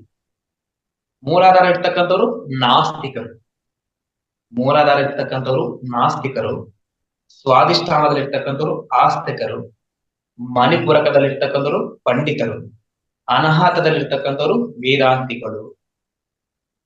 ಅಂದ್ರೆ ಜ್ಞಾನವನ್ನ, ಅಂದ್ರೆ ವೇದಗಳು, ಶಾಸ್ತ್ರಗಳು, ಉಪನಿಷತ್ತುಗಳೆಲ್ಲ ಓದಿ ಜ್ಞಾನವನ್ನು ತಿಳ್ಕೊಂಡಿರ್ತಾರೆ ಭಗವಂತನ ಬಗ್ಗೆ. ಎಲ್ಲ ಭಗವಂತನಿಂದ, ಇಲ್ಲಿ ನಂದೇ ಎಂಬುದು ನಾವು ಏನಿಲ್ಲ, ಎಲ್ಲ ಒಂದೇ ಅಂತ ಸತ್ಯ ತಿಳ್ಕೊಂಡಿರ್ತಾರೆ. ಬಟ್ ಪ್ರಯತ್ನ ಮಾಡೋದಿಲ್ಲ ಭಗವಂತನ ಬಗ್ಗೆ. ಅವ್ರ ಕೆಲಸ ಏನಾಗುತ್ತೆ, ಅವ್ರ ಬಿಸ್ನೆಸ್ ಏನಾಗುತ್ತೆ, ಅವ್ರ ಶಿಲ್ಪಿ ಕೆತ್ತೋದೇನೋ ಅದ್ರ ಮೇಲೆ ಫೋಕಸ್, ಅವ್ರ ಪೇಂಟಿಂಗ್ ಮಾಡೋದೇ ಅದ್ರ ಮೇಲೆ ಫೋಕಸ್, ಅಷ್ಟೇ ಇರ್ತಾರೆ ಹೊರತು ಬಟ್ ಭಗವಂತನ ಬಗ್ಗೆ ತಿಳ್ಕೊಳ್ಳೋದಕ್ಕೆ ಪ್ರಯತ್ನ ಮಾಡೋದಿಲ್ಲ ವೇದಾಂತಿಗಳು. ಶಾಸ್ತ್ರ ಓದಿರ್ತಾರೆ, ಎಲ್ಲ ಓದಿರ್ತಾರೆ, ಜ್ಞಾನ ಪಡ್ಕೊಂಡಿರ್ತಾರೆ, ಬಟ್ ಪ್ರಯತ್ನ ಇರೋದಿಲ್ಲ, ಬಟ್ ಮೌನವಾಗಿರ್ತಾರೆ. ಪಂಡಿತರ ಆರ್ಭಟ ಮಾಡೋದಿಲ್ಲ, ಮಣಿಪೂರಕದಲ್ಲಿ ಇರ್ತಕ್ಕಂಥ ಆರ್ಭಟ ಇರೋದಿಲ್ಲ, ಶೋ ಅಪ್ ಇರೋದಿಲ್ಲ, ಸೈಲೆಂಟ್ ಆಗಿರ್ತಾರೆ, ಆಸೆಗಿದ್ದಷ್ಟು ಕಾಲು ಚಾಚ್ತಾರೆ. ಯಾಕಂದ್ರೆ ಅನುಭವ ಪಟ್ಟಿರ್ತಾರೆ. ಎಲ್ಲಿ? ಮೂಲಾಧಾರದಲ್ಲಿ, ಸ್ವಾಧಿಷ್ಠಾನದಲ್ಲಿ, ಮಣಿಪೂರಕದಲ್ಲಿ ಅಷ್ಟು ಜನ್ಮಗಳು ತಗೊಂಡು ಅನುಭವ ಪಟ್ಟಿದ ಮೇಲೆ ಅನಾಹತಕ್ಕೆ ಬರ್ತಾರೆ. ಅದಕ್ಕಾಗಿ ಅವ್ರು ಸೈಲೆಂಟ್ ಆಗಿರ್ತಾರೆ. ಅದಕ್ಕಾಗಿ ಇಲ್ಲಿ ನಾವು ಏನ್ ತಿಳ್ಕೊಬೇಕಂದ್ರೆ, ಕೆಲವರು ಒಬ್ಬೊಬ್ರು ಒಂದೊಂದು ಸ್ಥಾಯಿನಲ್ಲಿ ಇರ್ತಾರೆ. ಶೇಷವಾತ್ಮ ಸ್ಥಾಯಿನಲ್ಲಿ ಅಂದ್ರೆ ಮೂಲಾತ್ಮದಲ್ಲಿರ್ತಾರೆ, ಮೂಲಾಧಾರದಲ್ಲಿರ್ತಾರೆ. ಕೆಲವರು ಮಣಿಪೂರಕದಲ್ಲಿರ್ತಾರೆ, ಕೆಲವರು ಸ್ವಾಧಿಷ್ಠಾನದಲ್ಲಿರ್ತಾರೆ, ಬಾಲಾತ್ಮ, ಯುವಾತ್ಮ ಸ್ಥಿತಿನಲ್ಲಿರ್ತಾರೆ. ಒಬ್ಬೊಬ್ಬರು ಒಂದೊಂದು ಸ್ಥಾಯಿನಲ್ಲಿ ಇರ್ತಾರೆ, ಪ್ರೌಢಾತ್ಮ ಸ್ಥಿತಿನಲ್ಲಿರ್ತಾರೆ. ಅದಕ್ಕಾಗಿ ಅವರು ಮಾತು, ಅವ್ರ ಕೆಲಸ, ಅವ್ರ ನಡವಳಿಕೆ ನೋಡಿ ಅವರು ಯಾವ ಸ್ಥಿತಿನಲ್ಲಿದ್ದಾರೆ ಎಂಬುದನ್ನು ನಾವು ಕಂಡಿಡ್ತೀವಿ. ಇಲ್ಲಿ ಚಕ್ರಗಳು ಅಂದ ತಕ್ಷಣ ರೌಂಡ್ ಆಗಿರ್ತಕ್ಕಂಥದ್ದಲ್ಲ, ಸ್ಥಿತಿಗಳು ಎಂಬುದು ನಾವು ಅರ್ಥ ಮಾಡ್ಕೋಬೇಕು. ಬಹಳ ಮಂದಿ ಚಕ್ರಗಳು ಅಂದ ತಕ್ಷಣ ಒಂದೇ ಕ್ಲಾಸ್ಗೆ 7 ಚಕ್ರ ಆಕ್ಟಿವೇಶನ್ ಮಾಡ್ತೀನಿ ಅಂತಾರೆ, ಚಕ್ರಾಧ್ಯಾನ ಅಂತಾರ. ನೋಡ್ರಿ, ಒಂದೊಂದು ಚಕ್ರದಲ್ಲಿ 120 ಜನ್ಮ, 150 ಜನ್ಮ ತಗೋಬೇಕು ಅಂತ. ಅದು ಒಂದು ಕ್ಲಾಸ್ ನಲ್ಲಿ 7 ಚಕ್ರ ಆಕ್ಟಿವೇಶನ್ ಮಾಡ್ತಾರಂದ್ರೆ ಎಷ್ಟು ಮಬ್ಬು ಮಾಡ್ತಾ ಇದ್ದಾರೆ. ಎಲ್ಲರನ್ನ ಅಜ್ಞಾನದಲ್ಲಿ ಕರ್ಕೊಂಡು ಹೋಗ್ತಾ ಇದ್ದಾರೆ, ದುಡ್ಡು ಸಂಪಾದನೆ ಮಾಡ್ತಾ ಇದ್ದಾರೆ, ಬಿಸ್ನೆಸ್ ಮಾಡ್ತಾ ಇದ್ದಾರೆ. ಇದು ಆಧ್ಯಾತ್ಮಿಕವಾಗಿ ರಾಂಗ್ ವೇನಲ್ಲಿ ಕರ್ಕೊಂಡು ಹೋಗ್ತಾ ಇದ್ದಾರೆ. ಆಧ್ಯಾತ್ಮಿಕ ಕೆಲಸದಲ್ಲಿ ನಿಸ್ವಾರ್ಥ ಇರಬೇಕು, ಸ್ವಾರ್ಥ ಇರಬಾರ್ದು. ಈ ಮಾರ್ಗದಲ್ಲಿ ಅಧರ್ಮದಿಂದ ದುಡ್ಡು ಸಂಪಾದನೆ ಮಾಡಿದ್ರೆ ಅವರು ಪತನಕ್ಕೆ ಕಾರಣರಾಗ್ತಾರೆ. ಆತ್ಮ ಎಷ್ಟೊಂದು ಕಷ್ಟಗಳು ಅನುಭವಿಸ್ತಾರೆ ಮತ್ತೆ ಅವರು. ಅದಕ್ಕಾಗಿ ಈ ಆಧ್ಯಾತ್ಮಿಕದಲ್ಲಿ ಅಸತ್ಯವನ್ನ ಹೇಳ್ಬಾರ್ದು, ಅಸತ್ಯದಲ್ಲಿ ಕರ್ಕೊಂಡು ಹೋಗ್ಬಾರ್ದು, ಅಧರ್ಮದಿಂದ ಸಂಪಾದನೆ ಮಾಡಬಾರ್ದು, ಸತ್ಯದಲ್ಲೇ ಇರಬೇಕು. ಓಕೆ, ಇಲ್ಲಿ ಅನಾಹತದಲ್ಲಿ ವೇದಾಂತಿಗಳು ಸ್ಥಿತಿನಲ್ಲಿರ್ತಾರೆ, ವೇದಾಂತಿಗಳಾಗಿರ್ತಾರೆ. ಚೆನ್ನಾಗಿ ವರ್ಕ್ ನಲ್ಲಿ ಪರ್ಫೆಕ್ಷನ್ ಇರುತ್ತೆ, ಎಲ್ಲಾ ಬಗ್ಗೆ ತಿಳ್ಕೊಂಡಿರ್ತಾರೆ, ಬಟ್ ಭಗವಂತನ ಬಗ್ಗೆ ಪ್ರಯತ್ನ ಮಾಡೋದಿಲ್ಲ, ಬಟ್ ಸೈಲೆಂಟ್ ಆಗಿರ್ತಾರೆ. ಇದು ಅನಾಹತದಲ್ಲಿರ್ತಾರೆ, ಅಂದ್ರೆ ವೇದಾಂತಿಗಳಾಗಿರ್ತಾರೆ. ಮತ್ತೆ ಅನಾಹತ ಆದ ತಕ್ಷಣ ವಿಶುದ್ಧ, ವಿಶುದ್ಧ ಚಕ್ರ. ಚಕ್ರ ಅಂದ ತಕ್ಷಣ ಜನ್ಮಗಳು ಇರ್ತಾವ ಅಂತ ಅರ್ಥ ಮಾಡ್ಕೋಬೇಕು. ಚಕ್ರ ಅಂತ ಎಲ್ಲಿ ಬರುತ್ತೋ ಅಲ್ಲಿ ಜನ್ಮ ಇರುತ್ತವೆ. ಬೀಜ ಇದೆ, ಭೂಮಿನಲ್ಲಿ ಬಿತ್ತಿದೀನಿ, ಬೀಜ ಭೂಮಿಯಲ್ಲಿ ಬಿತ್ತಿದೆ, ಏನಾಗುತ್ತೆ? ಅದು ಸಸ್ಯ ಆಗುತ್ತೆ, ಮತ್ತೆ ಗಿಡ ಆಗುತ್ತೆ, ಗಿಡ ಆದ್ಮೇಲೆ ಮರ ಆಗುತ್ತೆ, ಮರ ಆದ್ಮೇಲೆ ಮತ್ತೆ ಏನನ್ನು ಬೆಳೀತದೆ? ಅದು ಇಲ್ಲ, ಅಲ್ಲಿಗೆ ಸ್ಟಾಪ್. ಅದು ಮರಕ್ಕೆ ಲಾಸ್ಟ್. ಅದು ಏನ್ ಮಾಡುತ್ತೆ? ಮರ ಬೀಜಗಳನ್ನು ಕೊಡುತ್ತೆ, ಬೀಜಗಳನ್ನು ಸೃಷ್ಟಿ ಮಾಡಿ ಅಂದ್ರೆ ಹಣ್ಣು ಹಂಪಲವನ್ನು ಕೊಡುತ್ತೆ, ಅದರಲ್ಲಿ ಬೀಜ ಇರ್ತದೆ, ಮತ್ತೆ ಭೂಮಿಯಲ್ಲೇ ಬೀಳ್ತದೆ, ಮತ್ತೆ ಸೃಷ್ಟಿ ಮಾಡುತ್ತೆ. ಅಂದ್ರೆ ಸೃಷ್ಟಿಕರ್ತ ಸ್ಥಿತಿ ಯಾವುದು? ವೃಕ್ಷ, ಮರ. ಮರ ಆದ್ಮೇಲೆ ಅದಕ್ಕೆ ಮತ್ತೆ ಜನ್ಮ ಇಲ್ಲ. ಹಂಗೆ ಇಲ್ಲಿ ನಾವು ಚಕ್ರಗಳು ಇದ್ದೀವಿ ಅಂದ್ರೆ ಇನ್ನ ಬೀಜ ಸ್ಥಿತಿನಲ್ಲಿ ಇದ್ದೀವಿ, ಗಿಡ ಸ್ಥಿತಿನಲ್ಲಿ ಇದ್ದೀವಿ ಅಂತ ಅರ್ಥ. ಮರ ಆಗ್ಬೇಕು. ಮರ ಆದ್ರೆ ಏನಾಗ್ತದೆ? ಅವನು ಸಹಸ್ರಾರ ಸೇರ್ಕೊಂಡ್ರೆ ಅವನು ಬ್ರಹ್ಮಜ್ಞಾನಿ ಅವನು. ಅಂದ್ರೆ ಆ ಮರ ಆದ್ಮೇಲೆ ಏನಾಗುತ್ತೆ? ಹಣ್ಣುಗಳು ಕೊಡುತ್ತೆ, ಬೀಜಗಳು ಕೊಡುತ್ತೆ. ಅಂದ್ರೆ ಇನ್ನೊಂದು ಗಿಡವನ್ನ ಸೃಷ್ಟಿ ಮಾಡಿಸ್ತದೆ ಅದು. ಇನ್ನೊಂದು ಬೀಜಗಳಿಗೆ ಭವಿಷ್ಯತ್ತು ಕೊಡುತ್ತೆ. ಅದೇ ರೀತಿಯಾಗಿ ಬ್ರಹ್ಮಜ್ಞಾನಿ ಆದ್ಮೇಲೆ, ಪರಮಾತ್ಮನಾದ್ಮೇಲೆ ಅಂಶಾತ್ಮಗಳನ್ನು ಸೃಷ್ಟಿ ಮಾಡ್ತಾನೆ. ಬ್ರಹ್ಮನ ಪದವಿ, ಅಂಶಾತ್ಮಗಳನ್ನು ಸೃಷ್ಟಿ ಮಾಡ್ತಾನೆ. ಇದೇ ಬ್ರಹ್ಮ ಮಾನಸ ಪುತ್ರರು ಅಂತ ಹೇಳ್ತೀವಿ. ಸತ್ಯಲೋಕದಲ್ಲಿ ಹೋದ್ಮೇಲೆ ಸುಮ್ಮನೆ ಇರೋದಿಲ್ಲ ಅಲ್ಲಿ. ಪರಮಾತ್ಮ ಕೆಲಸ ಅಂದ್ರೆ ಏನಿಲ್ಲ, ಅಂಶಾತ್ಮಗಳನ್ನು ಸೃಷ್ಟಿ ಮಾಡೋದು. ಅದು ನಾವು ಬೇಜಾರಿಂದ ಮಾಡೋದಿಲ್ಲ, ಇಷ್ಟಪಟ್ಟು ಮಾಡ್ತೀವಿ. ಅಂಶಾತ್ಮ ಸೃಷ್ಟಿ ಮಾಡಿ ತಪೋಲೋಕದಲ್ಲಿ ಮತ್ತು ಮಹಾಲೋಕ, ಕಾರಲೋಕ ಆಗಿರ್ತಕ್ಕಂಥ ಜನಲೋಕದಲ್ಲಿ ಎಲ್ಲ ಇನ್ಫಾರ್ಮೇಶನ್ ಎಲ್ಲ ಕೊಟ್ಟು ಅದೆಲ್ಲ ಗೈಡೆನ್ಸ್ ಮಾಡಿ ಮತ್ತೆ ಮೂಲಾಧಾರ ಇದು ಭೂಲೋಕದಲ್ಲಿ ಕಳಿಸ್ತೀವಿ. ಅದಕ್ಕೆ ಮಾರ್ಗದರ್ಶನಿ ಆಗಿ ಆ ಒಂದು ಪರಮಾತ್ಮ ಯಾರು ಸೃಷ್ಟಿ ಮಾಡಿರ್ತಾರಲ್ಲ, ಆ ಬ್ರಹ್ಮಜ್ಞಾನಿ, ಆ ಪರಮಾತ್ಮ, ಅವರು ಮತ್ತೆ ಇವರು ಗುರುವಾಗಿ ಬರ್ತಾರೆ, ದಾರಿ ತೋರಿಸ್ತಾನೆ. ಆ ರೀತಿ ಬೆಳೆಯೋದಕ್ಕೆ, ಆ ರೀತಿ ಬೆಳೆದು ಬೆಳೆದು ಅವರು ಮತ್ತೆ ಅವರು ಸಹ ಸಹಸ್ರಾಸ್ತಿ ಸೇರ್ಕೊಳ್ತಾರೆ. ಅವರು ಪರಮಾತ್ಮ, ಅವರು ಸಹ ಮತ್ತೆ ಅಂಶಾತ್ಮ ಸೃಷ್ಟಿ ಮಾಡ್ತಾರೆ. ಇದು ಸೈಕ್ಲಿಕ್ ಈ ರೀತಿ ಇರುತ್ತೆ. ಬಹಳ ಇಂಟ್ರೆಸ್ಟಿಂಗ್ ಆಗಿರುತ್ತೆ, ಅದ್ಭುತವಾಗಿರುತ್ತೆ. ಪರಮಾತ್ಮ ಒಂದು ಮರ ಆದ ತಕ್ಷಣ ಏನ್ ಮಾಡುತ್ತೆ? ಅದ್ರ ಕೆಲಸ ಏನು? ಹಣ್ಣುಗಳು ಸೃಷ್ಟಿ ಮಾಡೋದು, ಬೀಜಗಳು ಸೃಷ್ಟಿ ಮಾಡೋದು, ಇನ್ನೊಂದಕ್ಕೆ ಭವಿಷ್ಯತ್ ಕೊಡೋದು. ಹಂಗ ಪರಮಾತ್ಮ ಕೆಲಸ. ಇನ್ನೊಬ್ಬರಿಗೆ ದಾರಿ ಮಾಡ್ಕೊಂಡು ಹೋಗ್ತಕ್ಕಂಥದ್ದು ಪರಮಾತ್ಮ ಅಂದ್ರೆ. ಓಕೆ, ಇಲ್ಲಿ ಅನಾಥವಾಗಿ ತಿಳ್ಕೊಂಡ್ವಿ. ಮತ್ತೆ ವಿಶುದ್ಧ. ವಿಶುದ್ಧ ಚಕ್ರ ಅಂದ್ರೆ ವಿಶೇಷವಾಗಿ ಶುದ್ಧಿ ಆಗಿರ್ತಕ್ಕಂಥದ್ದು, ವಿಶೇಷವಾಗಿ ಶುದ್ಧಿ ಆಗಿರ್ತಕ್ಕಂಥದ್ದು. ಈ ಮೂಲಾಧಾರದಿಂದ ಅನಾಹತದವರೆಗೆ ಎಷ್ಟೋ ಕರ್ಮಗಳು ಮಾಡಿರ್ತಾರೆ. ಪಾಪ ಕರ್ಮಗಳು, ಪುಣ್ಯ ಕರ್ಮಗಳು, ಎಲ್ಲಾ ಕರ್ಮಗಳು ಇರ್ತಾರೆ. ಆ ಕರ್ಮಗಳು ಈ ವಿಶುದ್ಧ ಚಕ್ರದಲ್ಲಿ ಬಂದ ತಕ್ಷಣ ಎಲ್ಲ ಶುದ್ಧಿ ಮಾಡ್ಕೊಂಡು ಸಾಧನೆ ಮಾಡಿ ಧ್ಯಾನ ಮಾರ್ಗಕ್ಕೆ ಬರ್ತಾರೆ. ನೋಡ್ರಿ, ಮೂಲಾಧಾರದಲ್ಲಿ ಶೇಷವಾತ್ಮ, ಸ್ವಾಧಿಷ್ಠಾನದಲ್ಲಿ ಭಾವಾತ್ಮ, ಮಣಿಪೂರಕದಲ್ಲಿ ಯುವಾತ್ಮ, ಅನಾಹತದಲ್ಲಿ ಪ್ರೌಢಾತ್ಮ, ವಿಶುದ್ಧದಲ್ಲಿ ವೃದ್ಧಾತ್ಮ. ಆತ್ಮ ವೃದ್ಧಾತ್ಮ ಆಗಿರುತ್ತೆ, ಎಷ್ಟೋ ಜನ್ಮಗಳು ತಗೊಂಡು ಅನುಭವ ಪಟ್ಟಿರುತ್ತೆ. ಯಾವುದು? ಆತ್ಮ. ಅದಕ್ಕೆ ವೃದ್ಧಾತ್ಮ ಆಗಿರುತ್ತೆ. ಅದನ್ನೇ ವಿಶುದ್ಧ ಚಕ್ರ ಅಂತ ಹೇಳಿ. ವಿಶುದ್ಧ ಅಂದ್ರೆ ವಿಶೇಷವಾಗಿ ಶುದ್ಧಿ ಆಗಿರ್ತಕ್ಕ, ಅನೇಕ ಜನ್ಮಗಳಿಂದ ಮಾಡ್ಕೊಂಡ್ ಬಂದಿರ್ತಕ್ಕಂಥ ಕರ್ಮಗಳನ್ನೆಲ್ಲ ಈ ಒಂದು ವಿಶುದ್ಧ ಚಕ್ರದಲ್ಲಿ ಇದ್ದಾಗ ಅವನು ಸಾಧನೆ ಮಾಡಿ ಎಲ್ಲ ಕರ್ಮ ಪ್ರಕ್ಷಾಳನೆ ಮಾಡ್ಕೊತಾನೆ. ಇಲ್ಲಿ ನಾಡಿ ಮಂಡಲ ಅಂತ ಅಂದಿದ್ವಿ. ಎಷ್ಟಿರ್ತವೆ ಮನುಷ್ಯನ ಶರೀರದಲ್ಲಿ? 2,72,000 ನಾಡಿ ಮಂಡಲ ಇರುತ್ತೆ. 2,72,000 ನಾಡಿ ಮಂಡಲ ಇರುತ್ತೆ. ಇಲ್ಲಿ ಚಕ್ರಗಳು ಆಗ್ತಿದ್ವಲ್ವಾ? ಚಕ್ರಗಳು ಅಂದ್ರೆ ಒಳಗಡೆ ಚಕ್ರಗಳು ಇರೋದಿಲ್ಲ. ಸ್ವಾಮಿ ದಯಾನಂದ ಸರಸ್ವತಿ ಚಕ್ರಗಳಿದಾವೆ ಅಂತ ಅನ್ಕೊಂಡು ಒಬ್ಬ ಡೆಡ್ ಬಾಡಿನ ಕೊಯ್ದಂತೆ. ಕೊಯ್ದು ನೋಡಿದ್ರೆ ಅಲ್ಲಿ ಚಕ್ರಗಳು ಯಾವೂ ಇಲ್ಲ, ಬರೇ ನರಗಳೊಂದೇ ಇದ್ವಂತೆ. ಅದಕ್ಕಾಗಿ ಇಲ್ಲಿ ಏನ್ ತಿಳ್ಕೊಬೇಕಂದ್ರೆ, ಚಕ್ರಗಳು ಅಂದ್ರೆ 2,72,000 ನಾಡಿ ಮಂಡಲ ಇದೆ ಅಲ್ವಾ? ಆ ನಾಡಿ ಮಂಡಲ ಒಂದು ಮೂಲಾಧಾರಲ್ಲಿ ಜಂಕ್ಷನ್ ಮಾಡಿರ್ತಾರೆ. ಎಲ್ಲಾ ನರಗಳೆಲ್ಲ ಅಲ್ಲಿ ಇದಾಗಿರ್ತವೆ. ಜಂಕ್ಷನ್, ಮೂಲಾಧಾರದಲ್ಲಿ ಜಂಕ್ಷನ್ ಇರುತ್ತೆ, ಸ್ವಾಧಿಷ್ಠಾನದಲ್ಲಿ ಒಂದು ಜಂಕ್ಷನ್ ಇರುತ್ತೆ, ಮಣಿಪೂರಕದಲ್ಲಿ ನರಗಳು ಜಂಕ್ಷನ್ ಇರುತ್ತೆ, ಅನಾಹತದಲ್ಲಿ ನರಗಳು ಜಂಕ್ಷನ್ ಇರುತ್ತೆ, ವಿಶುದ್ಧದಲ್ಲಿ ನರಗಳು ಜಂಕ್ಷನ್ ಇರುತ್ತೆ. ಆ ರೀತಿ ಮಣಿಪೂರಕದಲ್ಲಿ ಸಹಸ್ರದಲ್ಲಿ ನರಗಳು ಜಂಕ್ಷನ್ ಇರುತ್ತೆ ಅಷ್ಟೇ, ಅಲ್ಲಿ ಚಕ್ರಗಳು ಇರೋದಿಲ್ಲ. 2,72,000 ನಾಡಿ ಮಂಡಲ. ನಾವು ಸಾಧನೆ ಮಾಡ್ತಕ್ಕಂಥದ್ದು, ಮೆಡಿಟೇಷನ್ ಮಾಡ್ತಿರ್ಬೇಕಾದ್ರೆ ಆ ವಿಶ್ವಶಕ್ತಿ ಈ ಬಾಡಿ ಎಲ್ಲ ಫುಲ್ ಆದ್ಮೇಲೆ ಆ ಶಕ್ತಿ ಎಲ್ಲ ಹೋಗುತ್ತೆ, ಚಕ್ರಗಳಲ್ಲಿ ಸೇರ್ಕೊಳ್ಳುತ್ತೆ. ಎಲ್ಲೆಲ್ಲಿ ಚಕ್ರಗಳಲ್ಲಿ ಮಲಿನವಾಗಿರುತ್ತೋ ಅಲ್ಲೆಲ್ಲ ಶುದ್ಧಿ ಮಾಡ್ತಾ ಹೋಗುತ್ತೆ.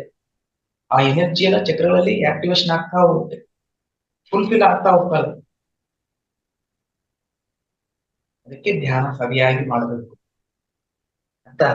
ತೀವ್ರವಾಗಿ ಮಾಡ್ದಂಗಿಲ್ಲ, ಬೇಗ ಬೇಗನೆ ನಾವು ಶುದ್ಧಿ ಮಾಡ್ಕೊಂತ ಹೋಗ್ತೀವಿ, ಕರ್ಮಗಳನ್ನು ಪ್ರಕ್ಷಾಳನ ಮಾಡ್ಕೊಂತ ಹೋಗ್ತೀವಿ. ಅದು ಇವಾಗುತ್ತೆ ವಿಶುದ್ಧ ಚಕ್ರದಲ್ಲಿ ಬಂದಾಗ, ಅಂದ್ರೆ ಅವರ ಆತ್ಮ ವೃದ್ಧಾತ್ಮ ಆದಾಗ ಅವಾಗ ಸಾಧನೆ ಮಾಡ್ತಾನೆ. ಅದಕ್ಕೆ ಚೆನ್ನಾಗಿ ಕೃಷಿ ಪಟ್ಟಾಗ ಅವನು ಉತ್ತಮವಾಗಿರ್ತಕ್ಕಂಥ ಫಲಿತಾಂಶ ಪಡ್ತಾನೆ. ಹೊಲದಲ್ಲಿ ನಾವು ಬೆಳೆ ಬರ್ಬೇಕಂದ್ರೆ ಏನ್ ಮಾಡ್ಬೇಕು?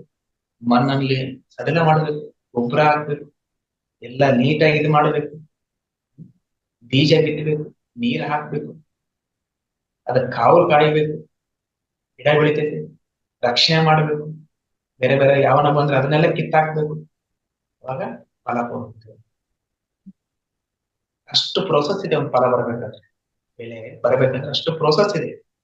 ಅದೇ ರೀತಿಯಾಗಿ ಇಲ್ಲಿ ನಾವು ನಮ್ಮ ಶುದ್ಧಿ ಆಗ್ಬೇಕಪ್ಪ ಅಂತಂದ್ರೆ, ನಾಡಿ ಮಂಡಲ ಶುದ್ಧಿ ಆಗ್ಬೇಕು, ಕರ್ಮಗಳು ಪ್ರಕ್ಷಾಳನ ಆಗ್ಬೇಕಂದ್ರೆ, ವಿಶೇಷವಾಗಿ ಶುದ್ಧಿ ಆಗ್ಬೇಕಂದ್ರೆ ತೀವ್ರವಾಗಿರ್ತಕ್ಕಂಥ ಧ್ಯಾನ ಮಾಡಬೇಕು.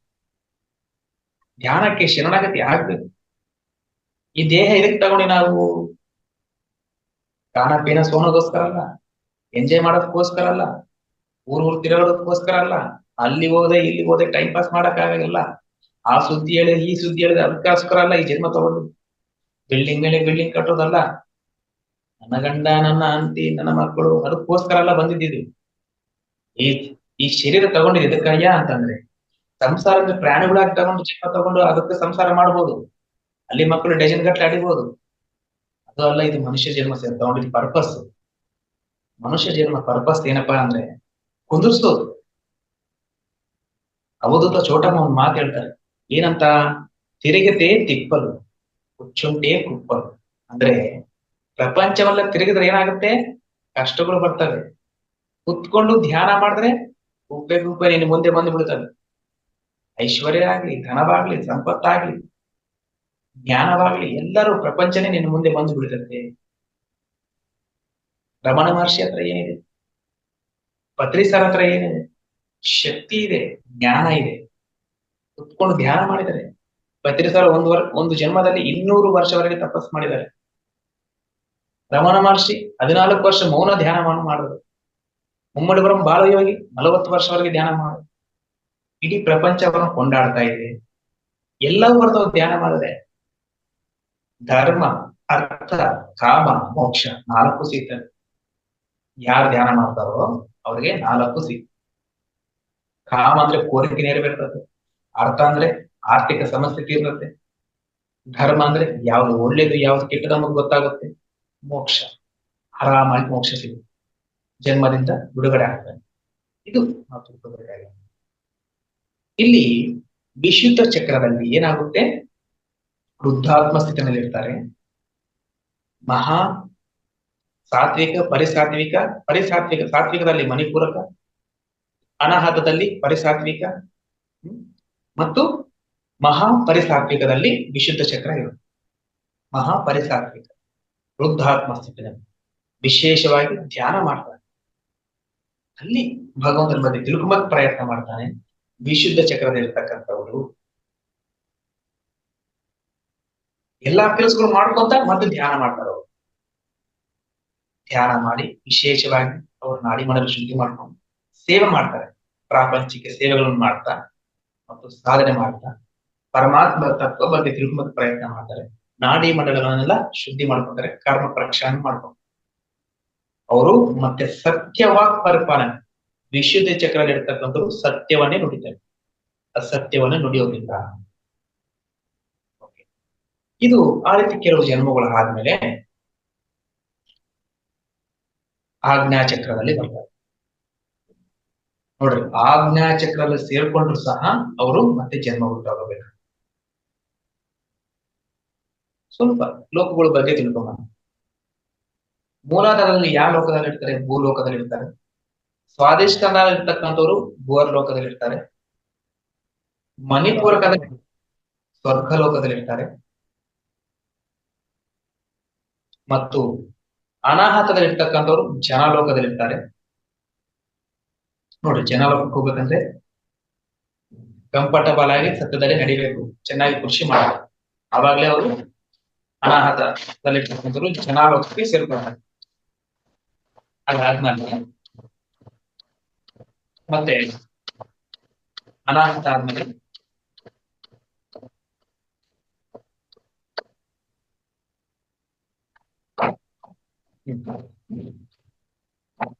ಅನಾಹತ ಆದ ತಕ್ಷಣ ವಿಶುದ್ಧ ಇರ್ತಕ್ಕಂಥವ್ರು ಮಹಾಕಾರಣ ಲೋಕಕ್ಕೆ ಹೋಗ್ತಾರೆ. ಮಹಾಕಾರಣ ಲೋಕದಲ್ಲಿ ಹೋಗ್ತಾರೆ. ವಿಶುದ್ಧದಲ್ಲಿರ್ತಕ್ಕಂಥವ್ರು ಮಹಾಕಾರಣ ಲೋಕ. ಮಹಾಕಾರಣ ಲೋಕ ಅಂದ್ರೆ ಯಾರಯ್ಯ ಅಂತಂದ್ರೆ ಮಹಾತ್ಮ ಗಾಂಧೀಜಿ, ಮದರ್ ತೆರೇಸಾ ಅಂತವ್ರು ಮಹಾಕಾರಣದಲ್ಲಿ ಹೋಗ್ತಾರೆ. ಯಾರು ವಿಶುದ್ಧ ಚಕ್ರದಲ್ಲಿರ್ತಕ್ಕಂಥವ್ರು, ವಿಶೇಷವಾಗಿ ಶುದ್ಧಿಯಾಗಿರ್ತಕ್ಕಂಥ. ಆಮೇಲೆ ಆಜ್ಞಾ ಚಕ್ರದಲ್ಲಿರ್ತಕ್ಕಂಥವ್ರು ಅವರು ಸಹ ಸಾಧನೆ ಮಾಡಿ ತೀವ್ರ ಕೃಷಿ ಮಾಡಿ ಆತ್ಮಜ್ಞಾನವನ್ನ ಬೆಳೆಸ್ಕೊಂತಾರೆ. ಆತ್ಮಜ್ಞಾನವನ್ನ ದಿವ್ಯ ಚಕ್ಷುವನ್ನ ಉತ್ತೇಜನ ಮಾಡ್ಕೊಂತಾರೆ. ದಿವ್ಯ ಚಕ್ಷುವನ್ನ ಉತ್ತೇಜನ ಮಾಡ್ಕೊಂಡಿರ್ತಕ್ಕಂಥವ್ರೆ ಆಜ್ಞಾ ಚಕ್ರದಲ್ಲಿ ಇರ್ತಕ್ಕಂಥವ್ರು. ನೋಡ್ರಿ ಮಾಸ್ಟರ್ಸ್, ಆಜ್ಞಾ ಚಕ್ರದಲ್ಲಿ ಬಂದ ತಕ್ಷಣ ಅಂದ್ರೆ ಅವರು ತಪೋಲೋಕದಲ್ಲಿ ಇರ್ತಕ್ಕಂಥವ್ರು. ಆಜ್ಞಾ ಚಕ್ರದಲ್ಲಿ ಇರ್ತಕ್ಕಂಥವ್ರು ತಪೋಲೋಕದಲ್ಲಿ ಇರ್ತಾರೆ. ಅವರು ವಿಮುಕ್ತಾತ್ಮರು ಅಂತ ಹೇಳ್ತೀನಿ. ವಿಶುದ್ಧ ಚಕ್ರದಲ್ಲಿ ವೃದ್ಧಾತ್ಮರು ಸ್ಥಿತಿ ನಡೀತಾರೆ ಮತ್ತು ಆಜ್ಞಾ ಚಕ್ರದಲ್ಲಿ ಇರ್ತಕ್ಕಂಥವ್ರು ವಿಮುಕ್ತಾತ್ಮ. ವಿಮುಕ್ತಾತ್ಮ ಕೆಲಸ ಏನಿಲ್ಲಿ? ಅವರು ಧ್ಯಾನ ಮಾಡಿ ಜ್ಞಾನವನ್ನು ಬೆಳೆಸ್ಕೊಂಡಿರ್ತಾರೆ. ಮತ್ತೆ ಆ ಸ್ಥಿತಿಯನ್ನು ಪಡ್ಕೊಂಡಿರ್ತಕ್ಕಂಥವ್ರು ವೃದ್ಧಾತ್ಮ ಸ್ಥಿತಿಯಲ್ಲಿ ಇರ್ತಕ್ಕಂಥವ್ರಿಗೆ ದಾರಿ ತೋರಿಸ್ತಾರೆ, ಮಾರ್ಗದರ್ಶನ ಹೇಳ್ತಾರೆ. ಇಲ್ಲಿ ಆಜ್ಞಾ ಚಕ್ರ ಅಂದ ತಕ್ಷಣ ಸುದರ್ಶನ ಚಕ್ರ ಅಂತ ಹೇಳಿ, ಅಂದ್ರೆ ಸು ಪ್ಲಸ್ ದರ್ಶನ ಅಂದ್ರೆ ವಿಶೇಷವಾಗಿ ದರ್ಶನ ಮಾಡ್ತಾರೆ. ಎಲ್ಲವನ್ನ ದರ್ಶನ ಮಾಡ್ತಕ್ಕಂಥವ್ರು. ನೋಡ್ರಿ ಮಾಸ್ಟರ್ಸ್, ನಮ್ಮ ನೇತ್ರಕ್ಕೆ ಕಾಣದೇ ಇರ್ತಕ್ಕಂಥದ್ದು ಅವರು ಕಾಣ್ತಾರೆ. ಎಲ್ಲವನ್ನು ಕಾಣ್ತಕ್ಕಂಥವ್ರು. ಮತ್ತೆ ಭೂತ ವರ್ತಮಾನ ಭವಿಷ್ಯದ ಬಗ್ಗೆ ತಿಳ್ಕೊಂಡಿರ್ತಕ್ಕಂಥವ್ರು, ಪರಲೋಕದ ಜ್ಞಾನವನ್ನ ತಿಳ್ಕೊಂಡಿರ್ತಕ್ಕಂಥವ್ರು, ಎಲ್ಲಾ ಒಂದು ದರ್ಶನವನ್ನ ಮಾಡ್ತಕ್ಕಂಥವ್ರು, ವಿಶೇಷವಾಗಿ ನೋಡ್ತಕ್ಕಂಥವ್ರು. ನಮ್ಮ ಭೌತಿಕ ನೇತ್ರಕ್ಕೆ ಕಾಣದೇ ಇರ್ತಕ್ಕಂಥದನ್ನ ಅವರು ಕಾಣ್ತಾರೆ, ನೋಡ್ತಾರೆ. ಅವರು ಎಲ್ಲವನ್ನ ಹೈಯರ್ ಲೆವೆಲ್ ಡೈಮೆನ್ಷನ್ ಅಲ್ಲಿ ಇರ್ತಕ್ಕಂಥ ಮಾಸ್ಟರ್ಸ್ ನೋಡ್ತಾರೆ, ಉರ್ದು ಲೋಕದಲ್ಲಿ ಇರ್ತಕ್ಕಂಥ ಮಾಸ್ಟರ್ಸ್ ನೋಡ್ತಾರೆ. ಎಲ್ಲಾ ಮಾಸ್ಟರ್ಗಳನ್ನ ಅವ್ರು ನೋಡ್ತಾ ಇರ್ತಾರೆ. ಸಾಧು ಸಂತರನ್ನ, ಯೋಗೀಶ್ವರರನ್ನ, ಋಷಿ ಮುನಿಗಳನ್ನ, ದೇವಾನ್ ದೇವತರನ್ನ ಆ ದಿವ್ಯ ಚಕ್ಷುಗಳನ್ನ ನೋಡ್ತಾ ಇರ್ತಾರೆ. ಅವ್ರಿಗೆ ಅತೀಂದ್ರಿಯ ಶಕ್ತಿಗಳು ಸಹ ಇರ್ತವೆ. ಅಷ್ಟೆಲ್ಲಾ ಇದ್ರು ಅವ್ರಿಗೆ ಜ್ಞಾನ ಇರೋದಿಲ್ಲ, ಆತ್ಮಜ್ಞಾನ ರುಚಿ ಗೊತ್ತಾಗಿರೋದಿಲ್ಲ. ಸಿದ್ಧಿಗಳು ಬಂದಿರ್ತವೆ, ಎಲ್ಲ ಬಂದಿರುತ್ತೆ, ಆದ್ರೆ ಆತ್ಮಜ್ಞಾನ ಪರಿಪೂರ್ಣ ಆಗಿರೋದಿಲ್ಲ. ಅವಾಗ ಏನ್ ಮಾಡ್ಬೇಕಂದ್ರೆ, ನಿಜವಾದ ಜ್ಞಾನಿ ಆದ್ರೆ ಅವನು ಆ ಸಿದ್ಧಿಗಳನ್ನ, ಅಷ್ಟ ಸಿದ್ಧಿಗಳನ್ನ ಈ ಜ್ಞಾನಕ್ಕಾಗಿ ಮೀಸಲಾತಿಡಬೇಕು. ಈ ಜ್ಞಾನಕ್ಕೆ, ಆತ್ಮಜ್ಞಾನಕ್ಕಾಗಿ ಇನ್ನ ಉನ್ನತವಾಗಿರ್ತಕ್ಕಂಥ ಸ್ಥಾಯಿಗೆ ಹೋಗೋದಕ್ಕೆ ಪ್ರಯತ್ನ ಮಾಡಬೇಕು. ಯಾರು ಆಜ್ಞಾ ಚಕ್ರದಲ್ಲಿ ಇರ್ತಕ್ಕ ಅತೀಂದ್ರಿಯ ಶಕ್ತಿಗಳು ಬಂದಿರ್ತಕ್ಕಂಥ ಶೋ ಅಪ್ ಮಾಡಿ ಯೋಗ ಭ್ರಷ್ಟ ಆಗೋದಕ್ಕಿಂತ ಆ ಒಂದು ಅತೀಂದ್ರಿಯ ಶಕ್ತಿಗಳನ್ನ ಈ ಆತ್ಮಜ್ಞಾನಕ್ಕಾಗಿ ಉಪಯೋಗಿಸಕ್ಕೆ ಕೃಷಿ ಮಾಡಿದನಂದ್ರೆ ಅವನು ಗ್ರೇಟ್ ಅಂತ ಹೇಳ್ಬೇಕು. ಬಹಳ ಮಂದಿ ಆಜ್ಞಾ ಚಕ್ರದಲ್ಲಿ ಬಂದ ತಕ್ಷಣ ಗರ್ವ ತೆಗೆದುಕೊಂಡು ಅಹಂಕಾರ ಬೆಳೆಸ್ಕೊಂಡು ಪತನರಾಗ್ತಿದ್ದಾರೆ. ರಾವಣಾಸುರ ಪತನನಾದ, ವಿಭೀಷಣ ಪತನನಾದ, ರಾವಣಾಸುರ ಪತನನಾದ, ಮತ್ತೆ ಹಿರಣ್ಯಕಶ್ಯಪನ ಪತನಾದ, ಹಿರಣ್ಯಾಕ್ಷ ಪತನಕ್ಕೆ ಕಾರಣರಾದರು. ಸಿದ್ಧಿಗಳು ಬಂದವು, ಗರ್ವ ಬೆಳೆಸ್ಕೊಂಡ್ಬಿಟ್ರು, ಆತ್ಮಜ್ಞಾನ ಇಲ್ಲ ಅಲ್ಲಿ. ಅದಕ್ಕೆ ಆಜ್ಞಾ ಚಕ್ರದಲ್ಲಿರ್ತಕ್ಕಂಥವ್ರು ಯಾವ ಲೋಕಕ್ಕೆ ಹೋಗ್ತಾರೆ? ತಪೋಲೋಕಕ್ಕೆ ಹೋಗ್ತಾರೆ. ಸ್ವಲ್ಪ ಲೋಕಗಳ ಬಗ್ಗೆ ತಿಳ್ಕೊಂಡ್ರೆ, ಭೂಲೋಕ ಆದ್ಮೇಲೆ ಯಾವ್ದು ಬರುತ್ತೆ? ಭೂವರ್ಲೋಕ. ಭೂವರ್ಲೋಕ ಆದ್ಮೇಲೆ ಸ್ವರ್ಗಲೋಕ. ಸ್ವರ್ಗಲೋಕ ಆದ್ಮೇಲೆ ಜನಲೋಕ. ಜನಲೋಕ ಆದ್ಮೇಲೆ ಮಹಾಲೋಕ.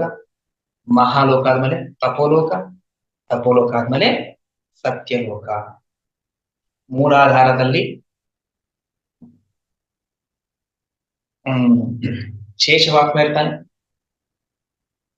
ಸ್ವಾಧಿಷ್ಠಾನದಲ್ಲಿ ಭೂವರ್ಲೋಕದಲ್ಲಿ ಇರ್ತಕ್ಕಂಥವ್ರು ಅಂದ್ರೆ ಭಾಗಾತ್ಮ ಇರ್ತಾನೆ. ಮಣಿಪೂರಕದಲ್ಲಿ ಸ್ವರ್ಗಲೋಕದಲ್ಲಿ ಇರ್ತಾರೆ. ಮಣಿಪೂರಕದಲ್ಲಿ ಸ್ಥಿತಿಯಲ್ಲಿ ಇರ್ತಕ್ಕಂಥವ್ರು ಸ್ವರ್ಗಲೋಕದಲ್ಲಿ ಇರ್ತಾರೆ, ಅಂದ್ರೆ ಯುವಾತ್ಮ ಸ್ಥಿತಿಯಲ್ಲಿ ಇರ್ತಕ್ಕಂಥವ್ರು. ಅನಾಹತದಲ್ಲಿ ಇರ್ತಕ್ಕಂಥವ್ರು ಜನಲೋಕದಲ್ಲಿ ಇರ್ತಾರೆ, ಪ್ರೌಢಾತ್ಮ ಸ್ಥಿತಿಯಲ್ಲಿ ಇರ್ತಕ್ಕಂಥವ್ರು. ಮತ್ತು ಮಹಾಲೋಕದಲ್ಲಿ ಇರ್ತಕ್ಕಂಥವ್ರು ವಿಶುದ್ಧ ಚಕ್ರದಲ್ಲಿ ಇರ್ತಕ್ಕಂಥವ್ರು, ಅಂದ್ರೆ ವೃದ್ಧಾತ್ಮ ಸ್ಥಿತಿಯಲ್ಲಿ ಇರ್ತಕ್ಕಂಥವ್ರು. ಮತ್ತು ತಪೋಲೋಕದಲ್ಲಿ ಬಂದು ಆಜ್ಞಾ ಚಕ್ರದಲ್ಲಿ ಇರ್ತಕ್ಕಂಥವ್ರು, ಅಂದ್ರೆ ವಿಮುಕ್ತಾತ್ಮ ಸ್ಥಿತಿಯಲ್ಲಿ ಇರ್ತಕ್ಕಂಥವ್ರು ಇರ್ತಾರೆ. ಇಲ್ಲಿ ಅವರು ಆ ರೀತಿ ಸಾಧನೆ ಮಾಡ್ತಾ ಗರ್ವವನ್ನು ಬೆಳೆಸ್ಕೊಳ್ಳಾರ್ದಂಗ ಆತ್ಮಜ್ಞಾನಕ್ಕಾಗಿ ಕೃಷಿ ಮಾಡ್ತಾ ಎಲ್ಲರಿಗೂ ಮಾರ್ಗದರ್ಶನ ಆಗಿ ಒಬ್ಬ ಗುರುವಾಗಿ ಈ 5 ಚಕ್ರಗಳಿಗೆ ಅಂದ್ರೆ ಮೂಲಾಧಾರದಿಂದ ವಿಶುದ್ಧ ಚಕ್ರದಲ್ಲಿರ್ತಕ್ಕಂಥವ್ರಿಗೆ ಗುರು ಆಗ್ಬೇಕು. ಯಾರು? ಆಜ್ಞಾ ಚಕ್ರದ ಗುರು, ಮಾರ್ಗದರ್ಶಕ ಆಗ್ಬೇಕು. ಅಲ್ಲಿರ್ತಕ್ಕಂಥವ್ರಿಗೆ ಗುರುವಾಗಿ ಈ ಮಾರ್ಗಕ್ಕೆ ಕರ್ಕೊಂಡ್ ಪ್ರಯತ್ನ ಮಾಡಬೇಕು. ಅವಾಗ್ಲೇ ಅವರು ಆ ಸ್ಥಿತಿಯಲ್ಲಿದ್ದಾಗ ಸದ್ಬಳಕೆ ಮಾಡ್ಕೊಂಡಾಗ, ಸದುಪಯೋಗ ಮಾಡ್ಕೊಂಡಾಗ, ಆ ಶಕ್ತಿಗಳನ್ನ ಸದ್ಬಳಕೆ ಮಾಡ್ಕೊಂಡಂಗೆ ಅವಾಗ ಅವರು ವಿಶೇಷವಾಗಿ ಮಾಸ್ಟರ್ಸ್ ಎಲ್ಲ ತಯಾರು ಮಾಡಿ ಆ ಸ್ಥಿತಿಗೆ ಕರ್ಕೊಂಡ್ ಬಂದ್ರೆ, ವಿಶುದ್ಧ ಸ್ಥಿತಿಗೆ ಮತ್ತು ಆಜ್ಞಾ ಸ್ಥಿತಿಗೆ ಕರ್ಕೊಂಡ್ ಬಂದ್ರೆ ಆ ವಿಮುಕ್ತ ಆತ್ಮ ಸ್ಥಿತಿಯಲ್ಲಿ ಇರ್ತಕ್ಕಂಥವ್ರು, ಆ ಆಜ್ಞಾ ಚಕ್ರದಲ್ಲಿ ಇರ್ತಕ್ಕಂಥವ್ರು ಎಲ್ಲಿಗೆ ಹೋಗ್ತಾರೆ? ಅವರು ಸಹಸ್ರಾರ ಸ್ಥಿತಿಗೆ ಹೋಗ್ತಾರೆ, ಅಂದ್ರೆ ಚಕ್ರಾತೀತ ಸ್ಥಿತಿಗೆ ಸೇರ್ಕೊಳ್ತಾರೆ ಅವರು.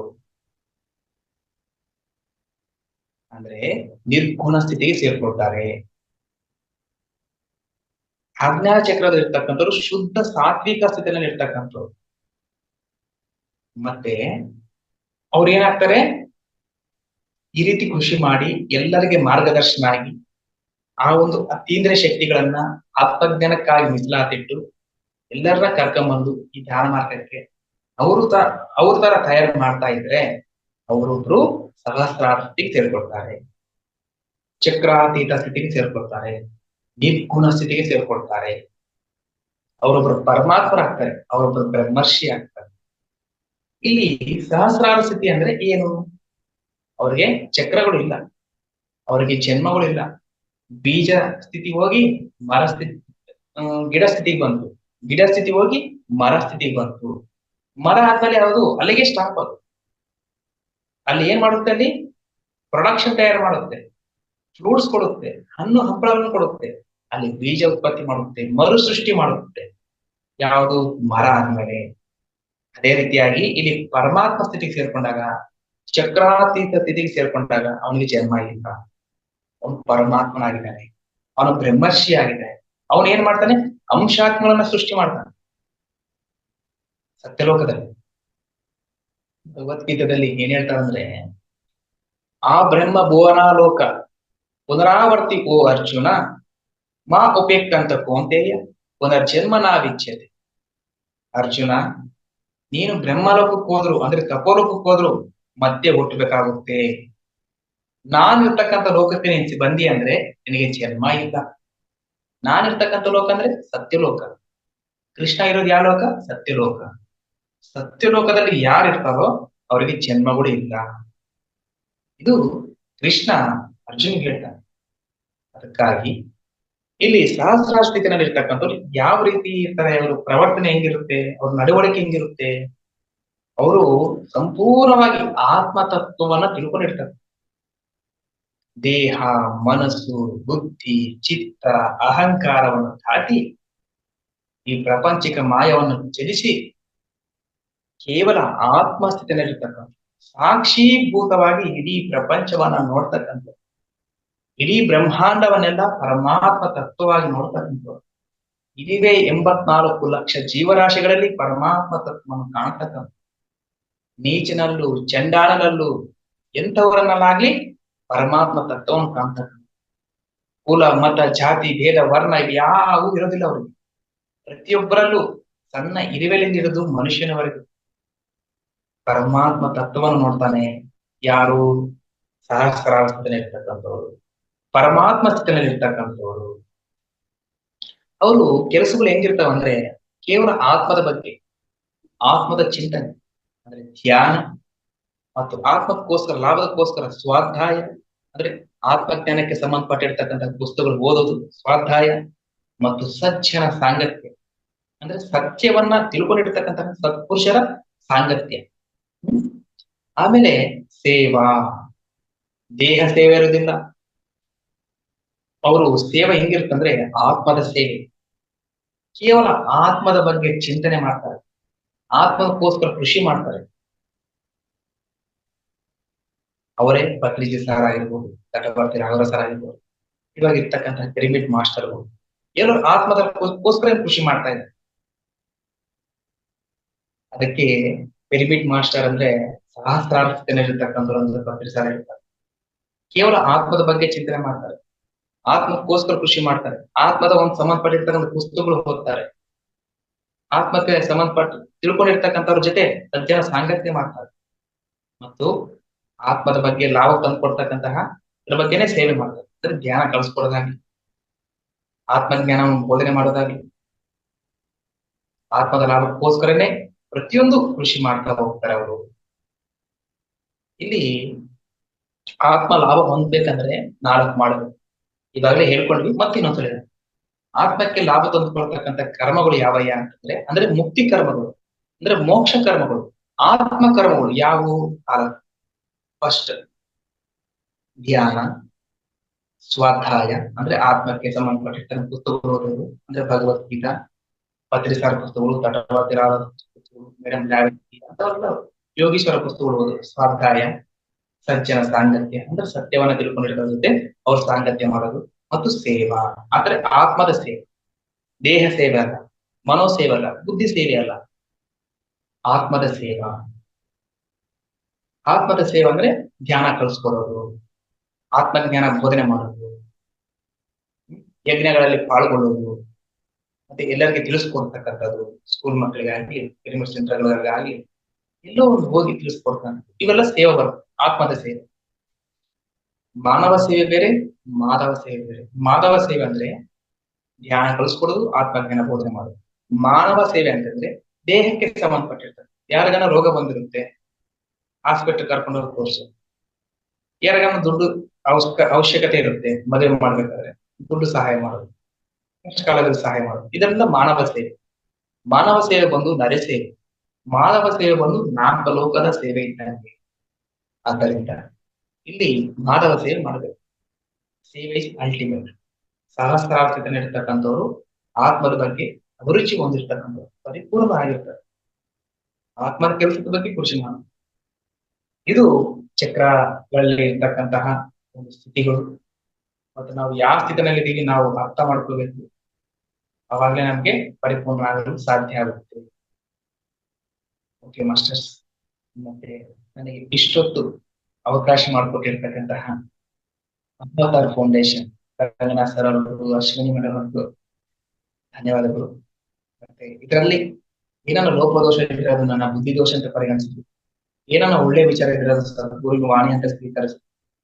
ಮತ್ತೆ ಈ 2 ವಾಕ್ಪುಷ್ಪಗಳು ಗುರು ಪಾದಕ್ಕೆ ಅರ್ಪಿಸುತ್ತಾ ಮಾಡುತ್ತೆ. Thank you, thank you. ಧನ್ಯವಾದಗಳು ಸರ್. Thank you. ಇಲ್ಲಿವರೆಗೂ ನಾವೇನ್ ತಿಳ್ಕೊಂಡಿದ್ವಿ ಅಂದ್ರೆ 6 ಚಕ್ರಗಳ ಬಗ್ಗೆ ಮಾತ್ರ ತಿಳ್ಕೊಂಡಿದ್ವಿ. ಒಂದೊಂದು ಚಕ್ರಗಳನ್ನ ತಗೊಂಡು ಕೂಲಂಕುಷವಾಗಿ ಯಾವ್ಯಾವ ಸ್ಥಿತಿಲಿ ಇರ್ತಾರೆ ಅನ್ನೋದನ್ನೆಲ್ಲ ತುಂಬಾ ಚೆನ್ನಾಗಿ ಅದ್ಭುತವಾಗಿ ಹೇಳಿದ್ದೀರಾ ಸರ್. ತುಂಬಾ ಖುಷಿ ಆಯ್ತು. Thank you so much sir. Masters 4 ಜನ ಇರೋದ್ರಿಂದ ಒಂದೆರಡು ಪ್ರಶ್ನೋತ್ತರ ಇರುತ್ತೆ sir. Masters, okay sir. Masters, ಒಂದು ಅದ್ಭುತವಾದ ಜ್ಞಾನ ಇವತ್ತು ತಿಳ್ಕೊಂಡಿದೀವಿ. ಬಾಲಕೃಷ್ಣ ಸರ್ ತಿಳಿಸ್ಕೊಟ್ಟಿದ್ದಾರೆ. ಯಾರಿಗೆಲ್ಲ ಏನ್ ಅರ್ಥ ಆಗಿದೆ ಪ್ರಶ್ನೆಗಳು ಕೇಳಬಹುದು. ದಯವಿಟ್ಟು ಒಂದಿಬ್ರು ಮಾತನಾಡಿ. ನೀವು ಹ್ಯಾಂಡ್ ರೈಸ್ ಮಾಡಿದ್ರೆ ನಾನು ಅನ್ಮ್ಯೂಟ್ ಮಾಡ್ತೀನಿ.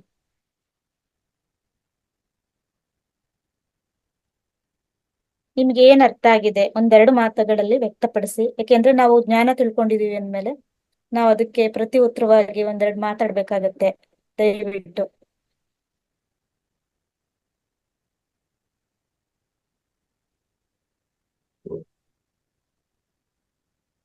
ಓಕೆ ಸರ್, ಯಾರು ಹ್ಯಾಂಡ್ ರೈಸ್?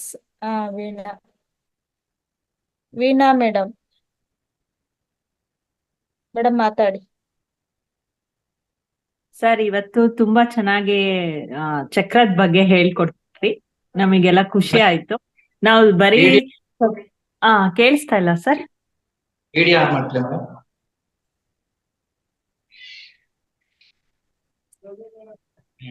ನಮಸ್ಕಾರ ಮೇಡಮ್. ನಮಸ್ಕಾರ ಸರ್. ಇವತ್ತು ತುಂಬಾ ಚೆನ್ನಾಗಿ ಹೇಳ್ಕೊಟ್ರಿ ಸರ್ ಚಕ್ರದ ಬಗ್ಗೆ. ನಮಗ್ ಚಕ್ರದ ಬಗ್ಗೆ ಏನು ಜ್ಞಾನ ಇರ್ಲಿಲ್ಲ ಸರ್. ಅಂದ್ರೆ ಚಕ್ರ ಅಂದ್ರೆ ಈ ಯೋಗ ಎಲ್ಲ ಹೋದಾಗ ಅವರು ಸಹಸ್ರ ಚಕ್ರ ಹಾಗೆಲ್ಲ ಹೇಳ್ತಾ ಇದ್ರು ನಮ್ಗೆ. ಇದ್ರಲ್ಲಿ ಈ ತರ ಜ್ಞಾನ ಇದೆ ಅಂತ ನಮಗ್ ಗೊತ್ತಿರ್ಲಿಲ್ಲ ಸರ್. ತುಂಬಾ ಖುಷಿ ಆಯ್ತು. ಇಲ್ಲಿ ಕೆಲವ್ರು ಏನ್ ಅನ್ಕೊಂತಾರೆ, ಕುಂಡಲಿನಿ ಅಂತ ಹೇಳ್ತಾರೆ. ಕುಂಡಲಿನಿ ಹೆಂಗಿರ್ತದೆ, ಮೂಲಾಧಾರಲ್ಲಿ ಸುತ್ತಿರ್ಕೊಂಡಿರ್ತದೆ ಅಂತ ಹೇಳ್ತಾರೆ. ಅದು ಯಾವ ಏನೂ ಇಲ್ಲ. ಚಕ್ರ ಏನೂ ಇಲ್ಲ, ಸ್ಥಿತಿಗಳು. ಚಕ್ರ ಅಂದ್ರೆ ಸ್ಥಿತಿಗಳು ಇಲ್ಲಿ ಸಾಧನೆ ಮಾಡ ಅವರು ಆ ಒಂದು ಇಂಪ್ರೂವ್ಮೆಂಟ್ ಆಗ್ತಾ ಹೋಗ್ತಾರೆ. ಸ್ಥಿತಿಗಳು ಇಂಪ್ರೂವ್ಮೆಂಟ್ ಆಗ್ತಾ ಹೋಗ್ತಾರೆ. ಮೂಲಾಧಾರದ ಮಣಿಪುರ ಹಂಗೆ ಹೇಳ್ತಾ ಹೋಗ್ತಾರ ಅವರು. ಇವಾಗ ಕೃಷಿ ಬೇಕು. ಹೌದು ಸರ್, ಇವತ್ ನಮಗ್ ತುಂಬಾ ಖುಷಿ ಆಯ್ತು ಸರ್. ಈ ಸ್ಥಿತಿಗಳಿಗೆ ನೀವು ಚಕ್ರಗಳು ಅಂತ ಹೇಳ್ತಾರೆ ಅಂತ. ನಾವು ಫಸ್ಟ್ ಚಕ್ರಗಳು ಅಂದ್ರೆ ನಮ್ ಏನೋ ಮೈಂಡ್ ಅಲ್ಲಿ ಆತರ ಚಕ್ರಗಳು ಇರತ್ತೇನೋ ಅಂತ ತಿಳ್ಕೊಂಡಿದ್ವಿ. ಇವತ್ ಅದ್ರ ಬಗ್ಗೆ ಜ್ಞಾನ ಕೊಟ್ಟು ನಮಗೆ ತುಂಬಾ ಸಂತೋಷ ಆಯ್ತು ಸರ್. ತುಂಬಾ ಚೆನ್ನಾಗಿ ಎಕ್ಸ್ಪ್ಲೈನ್ ಮಾಡಿದೀರಾ ಸರ್. Thank you sir. ಇದರಿಂದ ಏನ್ ಗೊತ್ತಾಗುತ್ತಂದ್ರೆ ಮೇಡಮ್, ಚಕ್ರಗಳ ಬಗ್ಗೆ ತಿಳ್ಕೊಂಡಾಗ ನಾವು ಯಾವ ಸ್ಥಿತಿನಲ್ಲಿ ಗೊತ್ತಾಗುತ್ತೆ. ಹೌದು ಸರ್. ಮೂಲಾಧಾರದಲ್ಲಿ ಇದ್ದೀವ್ಯಾ, ದೇಹ ಸ್ಥಿತಿನಲ್ಲಿ ಇದೀವ್ಯಾ, ಮನೋಸ್ಥಿತಿನಲ್ಲಿ, ಬುದ್ಧಿ ಸ್ಥಿತಿನಲ್ಲಿ ಇದೀವ್ಯಾ, ಅನಾಹತ ಸ್ಥಿತಿನಲ್ಲಿ ಇದೀವ್ಯಾ, ವಿಶುದ್ಧನಲ್ಲಿ ಇದೀವ್ಯಾ, ಸಹಸ್ರನಲ್ಲಿ ಇದೀವ್ಯಾ ಅಂಬುದು ನಮ್ಗೆ ಇದು ಚಕ್ರ ಪರ್ಫೆಕ್ಟ್ ಆಗಿ ತಿಳ್ಕೊಂಡಾಗ ಯಾವ ಸ್ಥಿತಿನಲ್ಲಿ ಇದೆ ಅನ್ನೋದು ಗೊತ್ತಾಗುತ್ತೆ. ಅವಾಗ ನಾವು ಏನ್ ಮಾಡ್ಬೇಕು ಅನ್ನೋದು ಗೊತ್ತಾಗುತ್ತೆ. ಅವಾಗ ತೀವ್ರ ಕೃಷಿ ಮಾಡಿ ಆ ಸ್ಥಿತಿ ಸೇರ್ಬೋದು. ಹೌದು ಸರ್. Thank you sir. ತುಂಬಾ ಥ್ಯಾಂಕ್ ಯು. ಇನ್ನೊಂದು ಏನಪ್ಪಾ ಅಂದ್ರೆ ಬೆನಿಫಿಟ್, ಇದು ತಿಳ್ಕೊಂಡಾಗ ಯಾರ ಮೇಲೆ ನಾವು ಸ್ವಲ್ಪ ಅವ್ರ ಬಗ್ಗೆ ಬ್ಯಾಡ್ ಆಗಿ ಥಿಂಕ್ ಮಾಡೋದು ಹೋಗ್ಬಿಡ್ತದೆ ನಮ್ಮಲ್ಲಿ. ಅವ್ರ ಇನ್ನ ಆ ಸ್ಥಿತಿ ಇನ್ನ ಜನ್ಮಗಳು ತಗೋಬೇಕು ಅಂತ ಕರುಣೆ ಬರುತ್ತೆ ಇನ್ನ ಅವ್ರ ಮೇಲೆ. ದ್ವೇಷ ಬಂದು ಹೋಗಿ ಕರುಣೆ ಬರುತ್ತೆ ಯಾವಾಗ ಸ್ಥಿತಿಗಳ ಬಗ್ಗೆ ಹೌದು sir, correct sir. Thank you sir. Okay madam, thank you madam. ತುಂಬಾ ಧನ್ಯವಾದಗಳು. ಅದ್ಭುತವಾಗಿ ಮಾತನಾಡಿದ್ರಿ. ನೀವು ಬೆಳಿಗ್ಗೆ ಕ್ಲಾಸಲ್ಲಿ ಜಾಯ್ನ್ ಆದ್ರೆ ಇನ್ನೂ ತುಂಬಾ ಖುಷಿ ಪಡ್ತೀರಾ. ಇದಕ್ಕಿನ್ನಲೂ ಸಾಕಷ್ಟು ವಿಚಾರಗಳನ್ನ, ಸಮಗ್ರ ಜೀವನ ಶೈಲಿನ ತಿಳ್ಕೊಳ್ತೀರಾ. ನೀವು ಬೆಳಿಗ್ಗೆ ಕ್ಲಾಸಲ್ಲಿ ಅಟೆಂಡ್ ಮಾಡಿ. Okay, thank you madam. Thank you madam. Thank you. Hand raise ಯಾರು ಮಾಡಿಲ್ಲ ಸರ್. ಓಕೆ ಸರ್, ಎಂಡ್ ಮಾಡೋದಾ ಸರ್? ಓಕೆ, ಧನ್ಯವಾದಗಳು ಸರ್. ಇಲ್ಲಿವರೆಗೂ ಬಂದು ಸಾಕಷ್ಟು ವಿಚಾರಗಳನ್ನ ನಮ್ಮೆಲ್ರಿಗೂ ಜ್ಞಾನವನ್ನು ಹಂಚಿದ್ದೀರಾ. ನಿಮ್ಗೆ ಮತ್ತೊಮ್ಮೆ ತುಂಬ ಹೃದಯದ ಧನ್ಯವಾದಗಳನ್ನ ಅರ್ಪಿಸ್ತಾ, ಓಕೆ ಮಾಸ್ಟರ್ಸ್, ಇಲ್ಲಿವರೆಗೂ ಭಾಗವಹಿಸಿದ ನಿಮ್ಮೆಲ್ಲರಿಗೂ ಧನ್ಯವಾದಗಳನ್ನ ತಿಳಿಸ್ತಾ ಇವತ್ತಿನ ಕಾರ್ಯಕ್ರಮವನ್ನು ಇಲ್ಲಿಗೆ ಮುಕ್ತಾಯ ಮಾಡೋಣ. ಮತ್ತೆ ನಾಳೆ ಭೇಟಿಯಾಗೋಣ ಅಂತ ಹೇಳ್ತಾ ಎಲ್ಲರಿಗೂ ಧನ್ಯವಾದಗಳು.